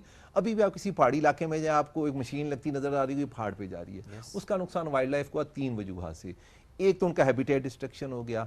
मैं दियोसाई में हिमालयन ब्राउन बियर की कंजर्वेशन का काम करता हूँ। आप यकीन कीजिए, वहाँ हमारे लोग, इसी शहरों के लोग जाते हैं, 5 व्हीलर्स क्या होती हैं, गाड़ियों में जाते हैं, रीछों के पीछे भागते हैं, हार्न बजाते हैं और सारे पूरे के पूरे कचरे के पैकेट वहाँ पे दियोसाई में फेंक आते हैं। आप अंदाज़ा कीजिए कि वाइल्ड लाइफ के हैबिटेट को तबाह करने में शायद मकामी लोगों का इतना इख्तियार नहीं जितना हम जैसे टूरिस्ट का। दूसरा ये, अनफॉर्चुनेटली पाकिस्तान में चूँकि लैंड यूज़ प्लानिंग के रूल्स कमज़ोर हैं, रूल्स तो मौजूद हैं, उन पर अमल दरामा नहीं होता, तो बहुत से ऐसे हैबिटेट, जैसे आप साल्ट रेंज में चले जाएँ, चकवाल, जेहलम, ये सारा इलाका, उड़ियाल हमारी बड़ी आइकॉनिक स्पीशीज़ थी, जगह जगह माइनिंग शुरू हो गई है, जगह जगह सड़कें बन गई हैं, तो इनका हैबिटेट डिवाइड हो गया है। शुमाली इलाका जात में जाए, स्नो लेपर्ड आपका ये जो खुंजराब के आसपास आपके स्कर्दू गिलगित में होता था, अब चूंकि इतने टूरिस्ट वहाँ चले गए हैं, इतना रश वहाँ पे हो गया है, स्नो लेपर्ड ने ऊपर जाना शुरू कर दिया, तो उसका जो हैबिटेट था डिस्ट्रॉय कर दिया। इंडस डॉल्फिन आपका एक इंतहाई खूबसूरत मासूम जानवर, पाकिस्तान की आइकॉनिक स्पीशीज़ है। हमने अपने दरियाओं में, दरिया चिनाब और सिंध का पानी, अब सर किसी वक्त भी उसका केमिकल एनालिसिस करें, जहर फेंक रहे हैं, शहर का सारा कचरा उसमें फेंक रहे हैं, इंडस्ट्रियल वेस्ट फेंक रहे हैं, तो उनकी मौत। तो हमने जो, भले वो दरिया का इकोसिस्टम है, भले वो हाई हिल का इकोसिस्टम है, भले वो मैदान का, हमने वाइल्ड लाइफ के इकोसिस्टम को बहुत नुकसान किया है। और मेरे ख्याल में ज़रूरत इस समर की है कि अब जो पाकिस्तान में थोड़ी सी वाइल्ड लाइफ रह गई है, थोड़ा सा हैबिटेट रह गया है, हम बतौर जिम्मेदार शहरी, हुकूमत इस पर बहुत काम करी, पंजाब फेडरल लेवल पे, खैबर पख्तूनख्वा, सिंध, बलूचिस्तान में, लेकिन जब तक आम शहरी साथ नहीं मिलेंगे, हम लोग नहीं मिलेंगे, ये जो बेज़ुबान वाइल्ड लाइफ है, जो कि ज़मीन के हमसे पहले के रहने वाले हैं, हम तो बाद में आए ना जी, ये तो शुरू से रह रहे हैं, उनका हक, उनकी जो उनका हैबिटेट है, उनकी बायोडाइवर्सिटी को हमने कोएग्जिस्ट करना तो सीखा ही नहीं है ना, ये सबसे बड़ा मसला है हमारा। हम तो इलीगल तौर पे वाइल्ड लाइफ को, वाइल्ड हमारे जो एनिमल्स हैं, हम उनको घरों में रख रहे होते हैं। अभी पिछले दिनों आया, घरों में लोगों ने शेरों को रखना शुरू किया, जो जुल्म है जंगली, और वो करते हैं कि उनके दांत काट के, नाखून निकाल के घर में जैसे पेट्स को रखा जाता है। तो खुदारा आपके तवज्जो से मैं कहूँगा कि भाई अगर आपने वाइल्ड लाइफ देखनी है, वाइल्ड में देखिए, यहाँ जो वेल एस्टेब्लिश जूज हैं, घरों में जो रुझान है, पिछले दिनों लाहौर में एक हादसा भी हो गया था और ये एक स्टेटस सिंबल बन गया कि घर में शेर रखना, लेपर्ड रखना, खुदारा इस चीज़ को रोका जाए। 2-3 रोज पहले भी एक शेर सुना था इस्लामाबाद की कुछ जगहों पे, और ये बड़ी गलत बात है। देखिए, एक तो उनके साथ जुल्म है, उनके साथ ज्यादती है, और उसका खतरा भी है। और फिर हम ब्लेम जो है वो शेर को कर रहे होते हैं कि वो लेपर्ड, वो शेर निकला है बाहर और वो लोगों पे अटैक करने लगा। आप उसको लाए क्यों ऐसी जगह के ऊपर? वो तो खौफ के मारे अपने आप को प्रोटेक्ट करेगा, और ऑब्वियसली, और फिर उसको हम देख रहे होते हैं, कभी अल्लाह माफ करे गोलियां चला दी जाती है, मार आपके अपने आप को बचाया जा सके। सारी जानें कीमती हैं, और बेजुबान जहाँ पे हम बात कर रहे होते हैं तो ख्याल करना जरूरी है, इसका हिसाब होगा हमसे पूछा जाएगा। और तकरीबन 2 साल पहले भी तो एक तेंदुआ, आपने गालिबन उसको बचाया भी था, 2023 का जो तेंदुआ था, जख्मी तेंदुआ था, पिंडी का इलाका। आप मुझे इजाजत दो, थोड़ा सा किस्सा सुना, और उससे हमारे जैसे कहते हैं समाजी रवैयों का पता लगता है। बिल्कुल सर, सुनाइए। पहले तो गलत बात थी कि वो तेंदुआ लेपर्ड था, वो कोई आदमी गैर कानूनी तौर पे लाया, कानूनन आप घर में नहीं रख सकते, किसी ने घर में ला के रख लिया, चलें वो हो गया, वाइल्ड लाइफ इंसान ही रख सकते। अच्छा, उसको जब ले आए और जब उनसे संभाला नहीं गया, उन्होंने उसको बाहर निकाल दिया। अब जब निकाल दिया, चलो उसके बाद जब मालूम हुआ तो Islamabad wild life management board, Punjab wild life department, मैं चूँकि इस चीज़ का रेस्क्यू, हम पूरी टीम उसको वहाँ पे काबू करने के। मुझे दुख इस बात का है, वो रावलपिंडी इस्लामाबाद की एक बड़ी, जिसे कहने कि पौश आबादी है, पढ़े लिखे लोग होंगे, लेकिन जो तमाशा वहाँ पे हुआ था कि हम रेस्क्यू करने के, उसका एक तरीकाकार होता है। वहाँ पे हमने लाउड स्पीकर पे ऐलान किया, खुदारा आप अपने घरों में बैठे, हमें इसको लेने दें। 2 से 3 हज़ार लोग वहाँ पे टिकटॉक बनाने के लिए, वीडियो बनाने के लिए कैमरे लेके, फ्लड लाइट लेके आ गए। अब वो एक जगह पे जहाँ पे ज़ेरे तामीर मकान में छुपा हुआ था, हमने उसे आराम से रेस्क्यू कर लेना था डाट गन से, लेकिन चूंकि लोगों ने 3 घंटे तमाशा लगा रहा, हम उनके आगे हाथ जोड़, लोकल इंतजामिया भी आ गई, पुलिस भी आ गई, हाथ जोड़ता रहा मैं कि खुदारा आप पढ़े लिखे लोग हैं, आप तो जाएं। हुआ ये कि उसके नतीजे में वो बहुत डिस्टर्ब हो गया, ज़ाहिर उसका तो 3 घंटे उसने बर्दाश्त किया। वो फिर जब उसको हमने काबू करने की कोशिश की और उसका कसूर नहीं है, उसने सीधा मेरे पे हमला किया आके। अब ये हम 15 लोग थे तो सीधा जिसका तरीका होता है, लेकिन ये है कि किस्मत चूँकि ज़िंदगी थी, उसने यहाँ से पकड़ के मुझे नीचे फेंका। और उसका तरीका होता है वाइल्ड लाइफ का कि जब खुदा ना खास्ता हमला हो जाए आपने हरकत नहीं करनी होती, वो समझता है। तो मैं बिल्कुल बेसुध होके ज़मीन पे लेट गया तो उसने मुझे फिर छोड़ दिया, लेकिन खासा जख्मी हुआ, हॉस्पिटल जाना पड़ा। लेकिन उसका कसूर नहीं है, उस आबादी में रहने वाले उन पढ़े लिखे वेल ऑफ लोगों का कसूर है जिन्होंने 3 घंटे उस, एक तो पहले जुल्म हुआ, लाया गया, 3 घंटे उसका मजाक बनाया, फ्लैश लाइट जला रहे थे और टिकटॉक्स बना रहे थे। तो मेरे ख्याल में उससे मुझे लेसन ये हुआ कि हम कहते हैं ना जो दूर दराज जहाँ पे वाइल्ड लाइफ, वो लोग तो बहुत अच्छे हैं, हम शहरों के लोग भी बड़े बेरहम है वाइल्ड लाइफ के मामले में। और उसके नतीजे में मुझे खुशी है कि हमने उसको रेस्क्यू कर लिया और मैंने आज तक किसी को बताया नहीं, बहुत दूर दराज जंगल में छोड़ आए।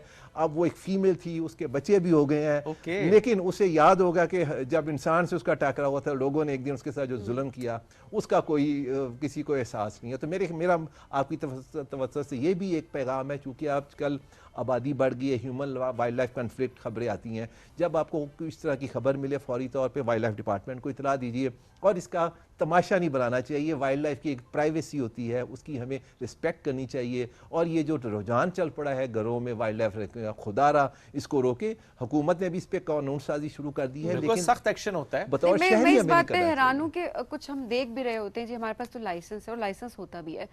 लेट्स टॉक अबाउट दिस, क्यों दिया जाता है, बजाय इसके कि ठीक है आपके पास एक स्पेस है, सारी चीज़ें मौजूद हैं, बट स्टिल मुझे लगता है पर्सनल लेवल पे मुझे लगता है कि वो लाइसेंस भी नहीं देना चाहिए वहाँ रखने का। उसकी वजह ये है कि वो जो वाइल्ड लाइफ है, वो जो वाइल्ड एनिमल है, वो बिलोंग ही नहीं करता है यहाँ पे। चाहे आप उसको जितनी मर्जी फैसिलिटीज़ दे दें, चाहे आप उसको खाना पीना दे दें, उस लिहाज से आपने उसको तनहा कर दिया, उसकी हैबिटेट से निकाल दिया। इट्स वेरी इंपॉर्टेंट कि इन चीज़ों पर बात होनी चाहिए, इस पर काम होना चाहिए, कि बिल्कुल इनकार होना चाहिए इस चीज़ के ऊपर। ज़ीरो इस पर कोई ये पॉलिसी बनानी बहुत इंपॉर्टेंट है कि वो हैबिटेट में ही रहें अपने। आप क्यों लाएं, आपके शौक क्यों है इस तरह के? मैं तो इजाफा कर दूं, इस बात पे पंजाब वाइल्ड लाइफ डिपार्टमेंट ने इस पे कानून साजी कर दिया और रिसेंटली एक वो मुहिम भी चली थी, को 50 के करीब इस तरह की बे कैट्स रेस्क्यू किए। तो मेरी ख्वाहिश है, मेरी दरख्वास्त होगी कि पूरे पाकिस्तान में तमाम सूबाई हुकूमतें इस तरह के कवानीन बनाएं, ताकि ये जिसे कहते हैं ना कि स्टेटस सिंबल के लिए रखना इस चीज़ का, जिसे कहते हैं इसको ख़त्म किया जाए। हम सोशल मीडिया पे सर इतना ज़्यादा देख रहे होते हैं रुझान। एक और साहब है, उनको मैंने देखा पिंजरों में, कोई 5 या 6 उन्होंने शेर, वो फिर उनके बच्चे वो उन्होंने पूरे रखे हुए पिंजरे हैं उसके अंदर। और ऑब्वियसली वो जब सोशल मीडिया पे जाता है, ऑब्वियसली वो इसी वजह से पोस्ट करें क्योंकि इनके पास लाइसेंस है वो रखने का। अदरवाइज आजकल जो कानून है उस लिहाज से कोई लेकिन मैं जो लाइसेंस, मेरा पॉइंट ही है, मतलब उसमें वजह क्या है, लाइसेंस देने की वजह क्या होती है? थोड़ी बैकग्राउंड, पहले ये एक कानून आया था, लेकिन वो शायद अच्छी के चूंकि इनकी स्पीशीज मदूम हो रही है तो प्राइवेट गेम फार्मिंग के लिए उसका मकसद ये था कि शहर से दूर दराज इलाकों में प्राइवेट जूज बनाएं, इनकी प्रोपेगेशन हो, तादाद बढ़े। लेकिन लोगों ने शुरू कर दिया कि उसकी बजाय खरीद के लाके घर में रखना शुरू कर दिया। और उसमें कानून में सुकम था, एक वो झूठा सच्चा को लाइसेंस बनाते थे। अच्छी बात यह कि वो अब कानून खत्म हो गया। अब जहां भी आपको किसी वीडियो पे, टिकटॉक, सोशल मीडिया पे दिखाई दे, आप समझ जाए ये गैर कानूनी है। और मेरी तमाम शहरियों से दरखास्त है, फौरी तौर पर वाइल्ड लाइफ डिपार्टमेंट जो भी आपके सूबे का है उसे इन्फॉर्म करें। कानूनन आप घरों में आप इस तरह की बिग कैट्स हम कहते हैं, लेकिन वो जो बात है लाइसेंस वाले, जो कि हमने देखा है स्पेशली हम कराची के पर्सपेक्टिव में देखते हैं, कराची में थोड़ा सा साइड पे करके जहाँ फार्म हाउसेज हैं वहाँ पर लोगों ने रखे हुए because they have the license. और आपने बात की, इट्स वेरी इंपॉर्टेंट, उस पर भी हमें बात जरूर करनी चाहिए, क्योंकि अगर इंडेंजर्ड स्पीशीज़ हैं, आप उनकी अफजाइश के लिए उनको रख रहे हैं, उनके लिए आपने एक स्पेस क्रिएट की है, उनको सहूलत फराहम करने के लिए आपने स्पेस क्रिएट किया, दैट मेक सेंस। बट अगर आपने इसलिए रखा है कि आपने स्टेटस सिंबल, आपने टिकटॉक बनाना है, आपने वीडियोस बनानी है, आपने शो ऑफ करना है, दैट 8-10 शेर रखे आप उनका मजाक उड़ा रहे हैं उस वाइल्ड लाइफ। मैंने वाकई देखा है 8-10 शेर रखे हुए हैं और मैं इस बात पे हैरान हूँ। अच्छा फैसिलिटीज दे रहे हैं, खाना दे रहे हैं, गोश्त दे रहे हैं, सब कुछ दे रहे हैं, बट वो जो फ्रस्ट्रेटेड है वो एनिमल, उसके साथ जुल्म है ये कि आपने उसे पिंजरे में बंद करके रखा हुआ है। आप अपनी मर्जी से उसे खोलते हैं, इंटरैक्ट करने देते हैं, अपनी मर्जी से उसको घुमाने लेके जाते हैं, फिर मर्जी से वापस बंद कर देते हैं। क्यों? मतलब अल्लाह ने हर किसी को आज़ाद पैदा किया है और वो आज़ादी जो है उसका हक उन जानवरों को भी तो हासिल है ना। अपनी आज़ादी तो चाहिए आपको, लेकिन जानवर की नहीं चाहिए आपको। That's the question sir. Thank you very much for joining us today. और ये बड़ा अच्छा लगा सुनकर भी कि कुछ नए कवानीन, उनकी इम्प्लीमेंटेशन ये हो रही है और वाकई ये बहुत ज़रूरी था कि ये हो। हम एक ब्रेक की तरफ बढ़ना है, ब्रेक से वापस आएंगे, रहिए साथ। This is rising Pakistan.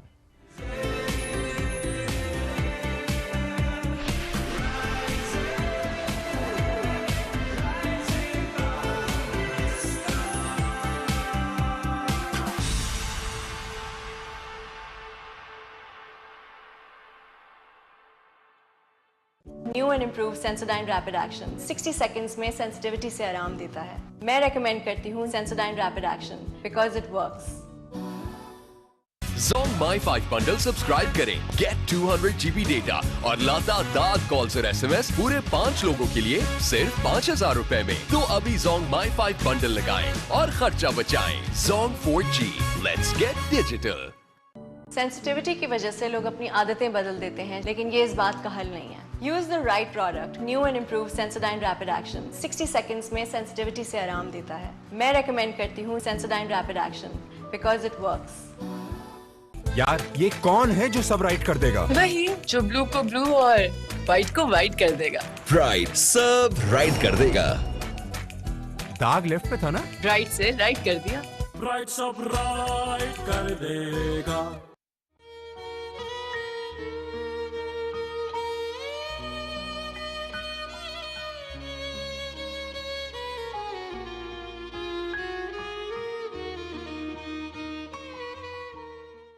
New and improve Sensodyne rapid action 60 seconds में सेंसिटिविटी से आराम देता है। मैं रेकमेंड करती हूँ Sensodyne rapid action because it works.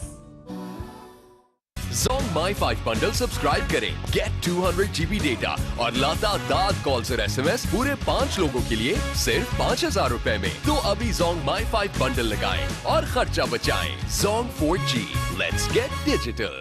आज आपका टॉप का बंदा शावीर आपको टॉप का व्यू दिखाने वाला है। पर टॉप का प्लान फ्लॉप हो चुका है, टिकट्स खत्म हो चुकी हैं।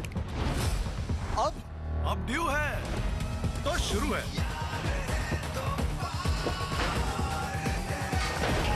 Come on guys। वहाँ ऊपर पहुँचने का एक तरीका मैं जानता हूँ। क्यों फेंक रहे हो यार? तुम्हें कैसे पता? नहीं नहीं नहीं नहीं नहीं नहीं नहीं नहीं। ये कमेंट, ये व्यू और ये Mountain Dew. New and improve Sensodyne rapid action 60 seconds में सेंसिटिविटी से आराम देता है। मैं रेकमेंड करती हूँ Sensodyne rapid action because it works.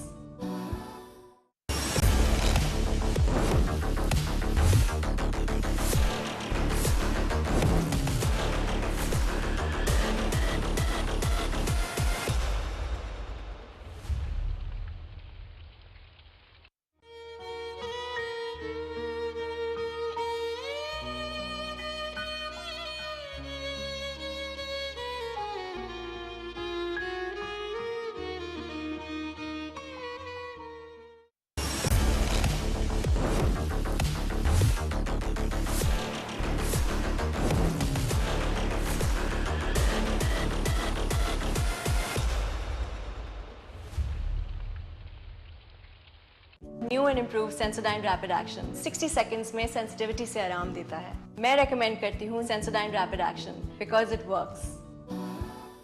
आज आपका टॉप का बंदा शावीर आपको टॉप का व्यू दिखाने वाला है। पर टॉप का प्लान फ्लॉप हो चुका है, टिकट्स खत्म हो चुकी हैं। अब ड्यू है तो शुरू है।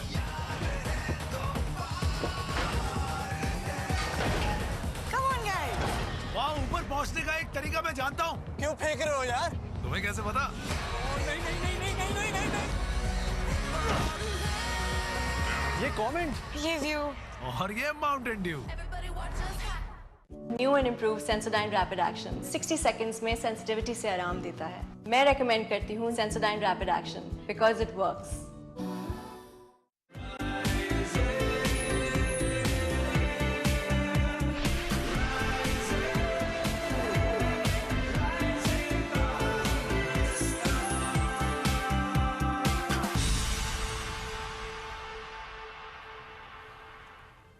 Welcome back. राइजिंग पाकिस्तान में एक बार फिर कहते हैं खुश आमदीद।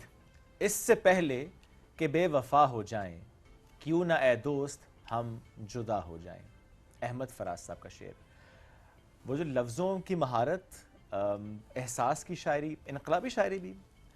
तो अहमद फराज साहब का जिक्र करते हैं, आज चूँकि उनकी बरसी मनाई जा रही है। 2008 में आज ही के दिन हमसे जुदा हुए थे और 60 की दहाई में जिस तरह से उनका आगाज़, शेरी मजमूए 14 तसानीफ़ उनकी, और एक एक तसनीफ़ जो है उनकी कमाल और बहुत खूब, बहुत कमाल के शायर। आज जब उनकी बात कर रहे हैं, उनको हम याद कर रहे हैं, तो उनके बहुत ही करीबी दोस्त आज हमारे दरमियान मौजूद हैं। और बहुत अच्छा वक्त उनका गुजरा अहमद फराज साहब के साथ, और कहते हैं ना दोस्ती का जो हक़ अदा करना होता है कि आप उनके काम की तो बात कर रहे होते हैं लेकिन आप उन पर भी काम करते हैं। उन्होंने 2 किताबें तहरीर की अहमद फराज साहब पे। हम बात करें मारूफ शायर हैं महबूब ज़फ़र साहब हमारे दरमियान मौजूद हैं, उनको वेलकम करते हैं। सर अस्सलाम वालेकुम, कैसे हैं आप? बहुत शुक्रिया। वालेकुम। आपका शुक्रिया सर, आपने वक्त दिया। अहमद फराज साहब के साथ जो वक्त आपका गुजरा, अगर हम उसमें ज़रा ये सवाल बड़ा होता भी होगा कि बहुत सी यादें फिर फ़ौरन फ्लैशबैक होती हैं, तो what is that one moment जो फ़ौरन आप रिकॉल कर पाएँ? इतनी यादें हैं कि मैं आपको बता नहीं सकता। आपको 23 साल तक हम लोग इकट्ठे शाम को बैठते थे, और इतने मुशायरे और इतना उनके साथ सफ़र और उनकी इतनी मोहब्बतें बहुत ज़्यादा है, बताया नहीं जा सकता। फराज साहब तो के इतने एक हमारे लेजेंडरी पोइट हैं, बड़े बड़े शायर जिन्हें कहना चाहिए, और जितने लोगों ने उनसे मोहब्बत की है और जिस तरह के वो थे। तो अच्छा, उनकी शख्सियत के बारे में अगर हम, बिकॉज पोइट्री तो हम सब जानते हैं और हम सब उनके बहुत बड़े फ़ैन हैं और हर जनरेशन जो है उनकी शायरी से रिलेट कर पा रही होती है, तो उनकी शख्सियत के बारे में हम जानना चाहेंगे, कैसी शख्सियत के मालिक थे?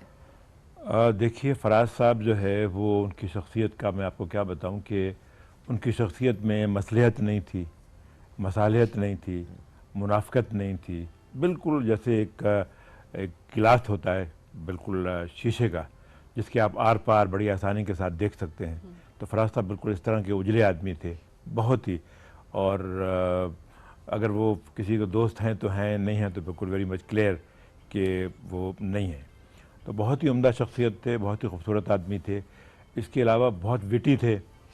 विटी थे, मैं ये कहना चाहता हूँ कि हमारे यहाँ उर्दू शायरी में गालिब के बारे में कहा जाता है कि वो बहुत विटी थे।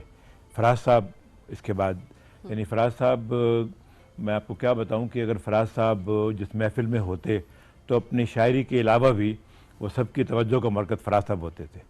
यानी वो इतनी उनकी खूबसूरत गुफ्तगू होती थी और जो जुमले होते थे, वो मेरा एक किताब का पूरा चैप्टर है जो 12-15 सफ़ों का है, उनमें उनकी बेशुमार ऐसी बातें हैं। खुद उनका एक शेर भी है कि कभी फराज से आकर मिलो जो वक्त मिले, ये शख्स खूब है अशार के अलावा भी। तो वो अशार के अलावा भी उनकी शख्सियत में इतना हुस्न था, इतनी मोहब्बत थी, इतनी मगनातीसियत थी कि जो भी फराज साहब से एक बार मिल लेता फिर वो उन्हीं का हो जाता। वाह, बहुत खूबसूरत। अच्छा, जब हम उनकी शख्सियत की बात करते हैं, हम ज़रूर ये सवाल रखेंगे कि उनकी शायरी में उनकी शख्सियत कितनी झलकती थी? जो विटी आपने कहा ना, वो हमें उस तरह से शायद नज़र नहीं आया उनके इशार में, ऐसा है? नहीं, उनकी पूरी शायरी जो है वो उनकी शख्सियत का आईना है, शख्सियत का आईना। हाँ, फराज साहब की आप सारी शायरी पढ़ते चले जाएं, आप फराज साहब को सुने जब पढ़ते हुए उनको, वो तो आपको उससे अंदाज़ा होता है। तो उनकी पूरी शख्सियत उनकी शायरी में, ऐसे बेशुमार अशार हैं जो मैं आपको सुनाऊंगा। ओके, मैं बस हम बिल्कुल ज़रूर चाहेंगे कुछ अशार जो आपने आज सुन रखे हैं आज के दिन की मुनासिबत से, कोई शेर अगर।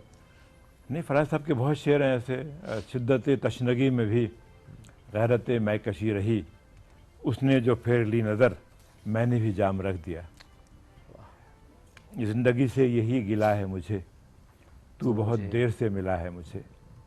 हम सफ़र चाहिए हुजूम नहीं, एक मुसाफिर भी काफ़िला है मुझे। और ये शेर तो आपने सुना हुआ है कि शिकवे जुल्मत शब से तो कहीं बेहतर था, अपने हिस्से की कोई शम्मा जलाते जाते। फूल खिलते हैं तो हम सोचते हैं तेरे आने के ज़माने आए। मैं आज ज़द पे अगर हूँ तो खुशगुमान न हो, चराग सबके बुझेंगे, हवा किसी की नहीं। तो ऐसी कई अशार हैं फराज साहब के। सर, बहुत सारे अशार हैं जो कि हम सब यूज कर रहे होते हैं। अच्छा, मैं चाहूँगी कि आज हमारी ऑडियंस भी हमें बताए कि अहमद फराज साहब की कौन सी ऐसी शायरी है, कौन से अशार आपको बहुत ज़्यादा पसंद है, जो कि आप, क्योंकि हम अक्सर, अच्छा सर, अक्सर ये भी हो रहा होता है ना कि लोगों को शायर का इतना पता नहीं भी होता। कोई भी शेर होता है तो क्योंकि बड़ा नाम है तो उसको साथ लगा दिया जाता है कि ये फलाने का शेर था। हमने अल्लामा इकबाल की शायरी के साथ भी ऐसे होते हुए देखा है कि लोगों ने बहुत सारे ऐसे अशार थे खुद से बना के उसके नीचे जो है, मैं समझता हूँ कि ये भी उनकी महबूबियत है कि फराज साहब के वाक़तन आपने सही कहा कि बेशुमार अशार जो हैं वो फराज साहब का अपना, यानी किसी का भी कोई शेर आगे फराज लिख दिया हाँ। और फराज साहब के नाम से बस वो एंड में लगा दिया हाँ ना कि जी, चलते चलते मतलब शेर अभी कंप्लीट नहीं होता कि मतलब यूं ही हाँ जी। चुपचाप बैठा रहता हूँ फराज खुद से पूरी हाँ, शायरी वाकई। जो है वो कंप्लीट करने की जी, कोशिश जी, की गई जी, है। जी, ऐसा। अच्छा सर, अभी आजकल उस तरह से मुशायरे हो रहे हैं जिसमें ऐसे बड़े शायरों को सुना जाता हो, लोग आते हैं उसी तरीके से जैसे पहले हमने देखा था कि मुशायरे अच्छे खासे होते थे और लोग भी आते थे उस लिहाज से। क्या ज़िंदगी बहुत तेज़ी से अब चलती जा रही है कि लोग उस तरह से जब तक कोई बर्थडे ना हो, बरसी ना हो, हम उसके अलावा सेलिब्रेट नहीं कर रहे होते अपने शायरों को? नहीं, मेरे ख्याल में ऐसा नहीं है। जैसे हम आमतौर पर समझते हैं, कुछ लोग ये कहते हैं कि भाई किताब कल्चर नहीं रहा, अब किताब लोग नहीं पढ़ते हैं और हम चूँकि मोबाइल के आ जाने थे और डिजिटल हो गया सारा कुछ, ऐसा बिल्कुल नहीं है। किताब पढ़ने वाले आज भी किताब पढ़ते हैं। लाखों करोड़ों की तादाद में किताबें छपती हैं, फ़रोख्त होती हैं और लोग उनको पढ़ते हैं। यहाँ पे आप इस्लामाबाद में इवन किताब मेले होते हैं तो करोड़ों की किताबें बिकती हैं। आप ये देखिए, अभी हम कुछ देर पहले भी मैं एजाज से बात कर रहा था कि जो हमारे पब्लिशर थे एक ज़माने में जो मोटर बाइक्स पे आया करते थे, अब उनके पास प्लाजा हैं और दुनिया भर में जो किताब कल्चर है, देखिए जो बड़े यूरोपीय कंट्रीज़ हैं वहाँ पे आप देखें, अगर आप वहाँ पे लाइब्रेरीज उनकी देखें तो वो मीलों फैली हुई लाइब्रेरीज हैं और दिन ब दिन किताबों में इजाफा हो रहा है। एक लिखने वाले की जो किताब है वो 50 लाख की तादाद में छपती है। तो वहाँ पर अगर डिजिटल से लोगों को खतरा नहीं है तो हमारे यहाँ बिल्कुल ऐसा नहीं है। किताब हमेशा बाकी रहेगी, पढ़ने वाले पढ़ते और हैं। किताब की अहमियत रहेगी, पढ़ने वाले पढ़ते रहेंगे। सर, आपने जो किताबें लिखी हैं अहमद फराज साहब पे, उसके बारे में भी थोड़ा सा बताएं कि क्या आपने क्या क्या चीज़ों को मैंने हाईलाइट फराज किया? साहब की जो पूरी शख्सियत है, जो उनका फ़न है, जो उनकी किताबें हैं, जो लोग भी फराज साहब पे काम करना चाहेंगे आने वाले ज़मानों में, जो कर भी रहे हैं, तो वो उनके लिए मशअल राह है मैं समझता हूँ।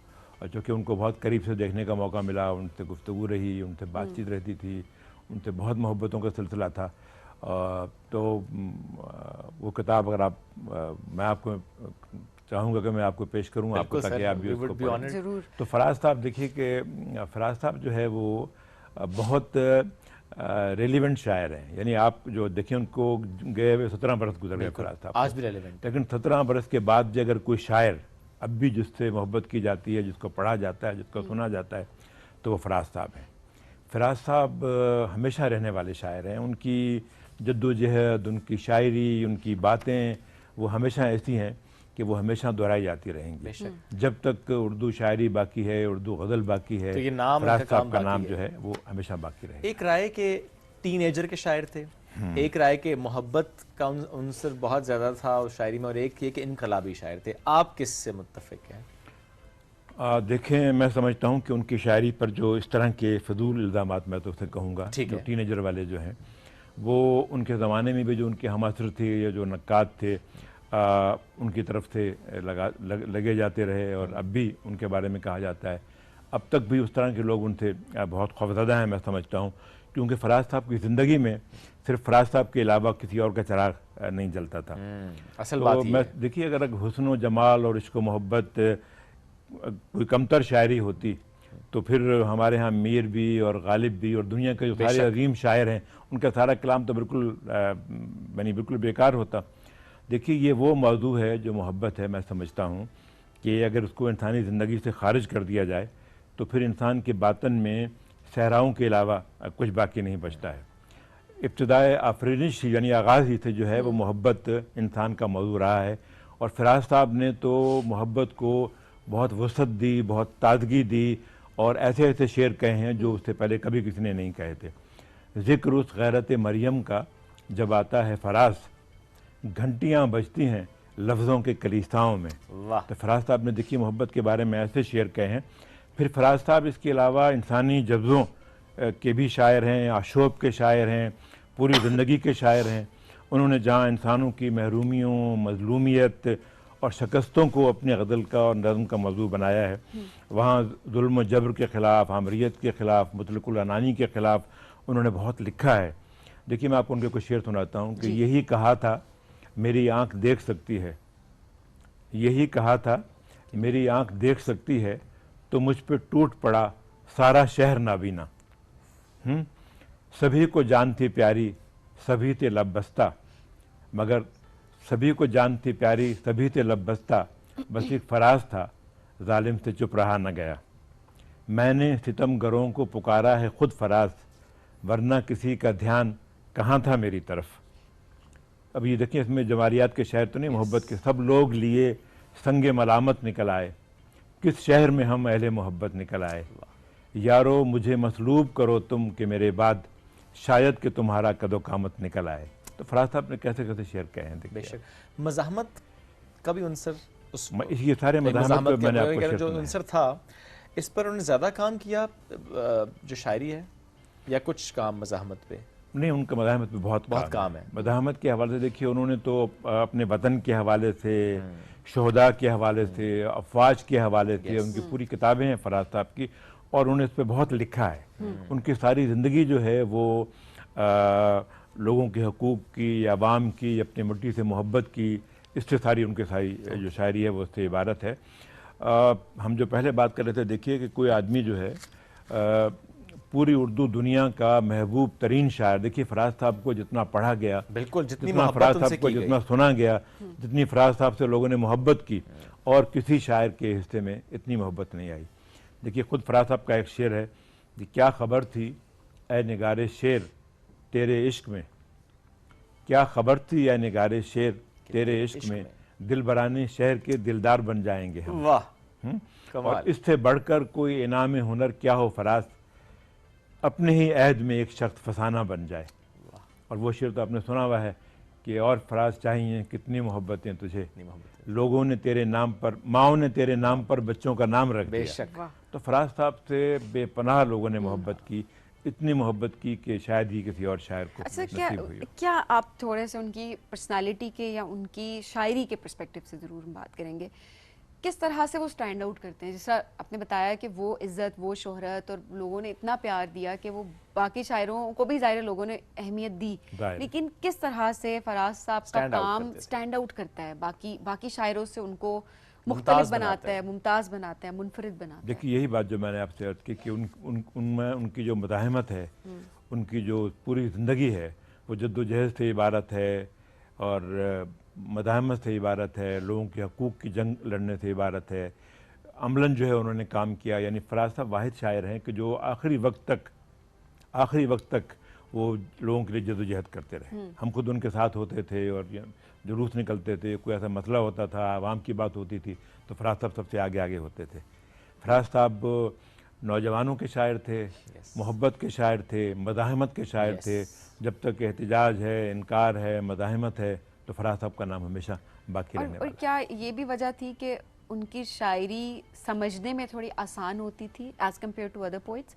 बिकॉज अक्सर हमारी जो यंग जनरेशन की हम बात करें, वो ज़्यादा शायरी की तरफ इसलिए भी नहीं आ रहे होते कि उसको समझना थोड़ा मुश्किल लग रहा होता है, और फिर जाहिर सी बात है कि उसको मतलब प्रॉपर पढ़ना, और आजकल के लिहाज से हम देखें बड़ी फास्ट लाइफ हमारी चल रही होती है। सो क्या उनकी शायरी बड़े अच्छे अल्फाज में सारी बात कह देना, आसान अल्फाज में, कि आम शख्स कोई भी अगर उसको पढ़ रहा है, वो पढ़ के उससे रिलेट कर पाता है, उसको समझ पाता है, क्या ये भी एक फैक्टर था? यकीनन मैं समझता हूँ कि जो शेर जिसका अबलाग नहीं होता, अगर कोई शेर आपके समझ में नहीं आ रहा, तो आप उससे कैसे हिज़ उठाएंगे, कैसे आप उससे लुत्फ़अंदोज़ होंगे? तो ये जितने भी हमारे बड़े शायर हैं, आप फैज़ साहब को देखिए, फैज़ साहब के सारे शेर जो है वो लोगों को अदबर है, उनको याद है, वैसे ही फराज साहब के याद है। तो फराज साहब के यहाँ दोनों तरह के हैं। यानी मुश्किल से मुराद ये कि देखिए शायरी एक तो, अब हम ये भी बात कर रहे थे कि शायरी हर एक के लिए नहीं होती है ना। शायरी के लिए भी ये ज़रूरी नहीं है कि जैसे हम आपने खुद बात की कि किसी ने फराज लगा दिया और ट्रकों पे लिख दिया, तो वो उनका अपना एक वो होता है। शायरी हो या गज़ल हो या फ़नून लतीफ़ा हो, मुसव्वरी हो, पेंटिंग हो, मौसीकी हो, शायरी हो, तो ये इसके लिए कुछ ख़ास लोग मखसूस होते हैं। तो शायरी को समझने के लिए आपका शायरी का ज़ौक़ जो है, आपका जो लिटरेचर का ज़ौक़ है, जो आपका अदब का ज़ौक़ है, जो किताब से आपकी मोहब्बत का, वो भी उसी तरह से होना चाहिए, तो फिर ये आप समझते हैं। तो फराज साहब को समझना इतना मुश्किल नहीं, और ये वो बिल्कुल उनके हर शेर जो है वो सीधा दिल में उतरते हैं, तभी तो याद भी हो जाते हैं और रेलेवेंट भी आपको लग रहे होते हैं। कोई ऐसी नसीहत जो ज़ाती तौर पे उन्होंने की हो आपको, में भी आपकी अपनी ज़िंदगी को, आपकी अपनी रूटीन को देखते हुए, कोई ऐसी बात जो उन्होंने आपको की हो? बस उन्होंने यही कहा कि भाई आप अपनी ज़िंदगी को सच के मीज़ान में तोलें हमेशा और जद्दोजहद करें और लोगों के लिए, क्योंकि ज़िंदगी तो आपके पास बहुत कम है। फराज साहब ने भी यही किया अपनी शायरी में, अपनी मज़ाहमत में, जो कुछ उन्होंने महसूस किया, जो कुछ उनको सही लगा वो उन्होंने भी शायरी वो में ढाल उन्होंने दिया। कहा और वो उसको उन्होंने बढ़ता। अगर टाइम हो तो मैं फराज साहब के कुछ शेर आपको सुनाता हूँ कि एक उनकी नज़्म है, मत कत्ल करो आवाज़ों को। इससे आपको अंदाज़ा होगा कि तुम अपने अकीदों के नेज़े हर दिल में उतारे जाते हो। हम लोग मोहब्बत वाले हैं, तुम खंजर क्यों लहराते हो। इस शहर में नगमे बहने दो, बस्ती में हमें भी रहने दो। हम पालनहार हैं फूलों के, हम खुशबू के रखवाले हैं। तुम किसका लहू पीने आए, हम प्यार से खाने वाले हैं। इस शहर में फिर क्या देखोगे जब हर्फ यहाँ मर जाएगा, जब तैग पे लय कट जाएगी, जब शेर सफ़र कर जाएगा, जब कत्ल हुआ सुर साज़ों का, जब काल पड़ा आवाज़ों का, जब शहर खंडर बन जाएगा, फिर किस पर संग उठाओगे। अपने चेहरे आईनों में जब देखोगे डर जाओगे। तो फराज साहब ने यानी बहुत शायरी की है, मोहब्बत की, मज़ाहमत की, एहतिजाज की, इनकार की, मतलब हर तरह का आपको उसमें सब्जेक्ट मिल रहा होता है। सर और कुछ चाक पैराहनिए गुल को सबा जानती है, मस्ती ये शौक कहाँ बंदे कबा जानती है। कौन ताकों पे रहा, कौन सरे राह गुज़र, शहर के सारे चरागों को हवा जानती है। हम तो बदनामे मोहब्बत थे सो रुसवा ठहरे, नासिहों को भी मगर खल्के खुदा जानती है। वाह। तो फराज साहब ऐसे शायर हैं कि उनके ज़िक्र के बगैर उर्दू शायरी मुकम्मल नहीं होती और वो हमेशा रहने वाले शायर हैं। क्या ज़िंदगी के आखिरी हिस्से में उनकी सोच में, पर्सनालिटी में कोई तब्दीली आपने महसूस की थी? बिल्कुल नहीं, बिल्कुल नहीं। जैसे थे वैसे towards the end of his life भी ऐसी नजर बिल्कुल। अब हम देखिए, हम उनका हर साल जो है उनकी सालगिरह की भी तकरीब करते हैं, उनकी हम बरसी भी मनाते हैं। आज भी 4 बजे उनके हवाले से एक बड़ी तकरीब है जो हमारी तंजीम हम लोग करते हैं। और हमने एक अहमद फराज ट्रस्ट भी बनाया है उनके साहबजादों ने और मिलकर, और जो इतना बड़ा काम कर रहा है कि जो लोग भी पूरी दुनिया में फराज साहब पे काम कर रहे हैं, कोई किताब लिख रहे हैं, कोई PhD कर रहा है, कोई MPhil कर रहा है, तो हम उन्हें अवार्ड देते हैं। जो लोग अच्छे शायर जिनकी किताबें नहीं शाया हो सकती, उनको हम किताबों के लिए उनकी हेल्प करते हैं। और फराज साहब के तमाम जो सरमाया है उसको महफूज करने के लिए काम कर रहे हैं।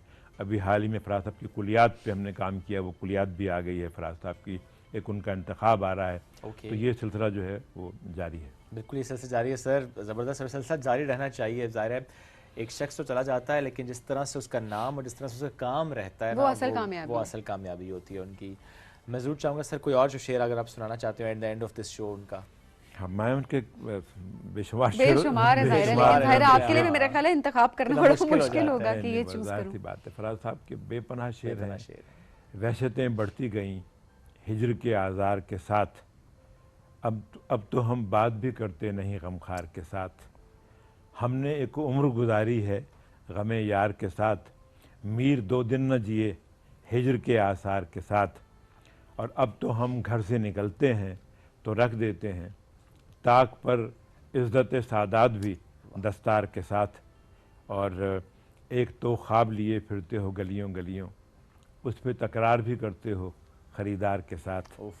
और शहर का शहर ही नासे हो तो क्या कीजिएगा, वरना हम रिन तो भिड़ जाते हैं 2-4 के साथ। और हमको उस शहर में तामीर का सौदा है जहाँ लोग मेमार को चुन देते हैं दीवार के साथ। और जो शरफ़ हमको मिला कूचे जाना से फराज, सूए मकदल भी गए हैं उसी पिंदार के साथ।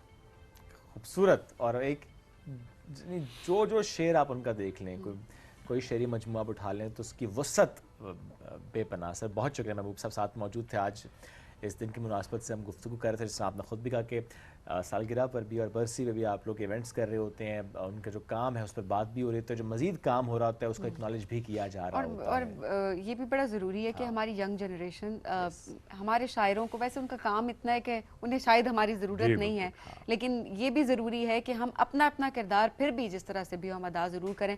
सोशल मीडिया पे हम ट्रेंड्स बना देते हैं, बहुत सारी चीज़ें, नेगेटिव न्यूज़ हम बहुत जल्दी फैलाना शुरू कर देते हैं, हैशटैग हो जाते हैं जी, ट्विटर पे ट्रेंड कर रहा है। हम अपने शायरों को, अपने हीरोज़ को, इनको क्यों नहीं सेलिब्रेट कर रहे होते? हमारी यंग जनरेशन, आप क्यों नहीं सेलिब्रेट कर रहे होते?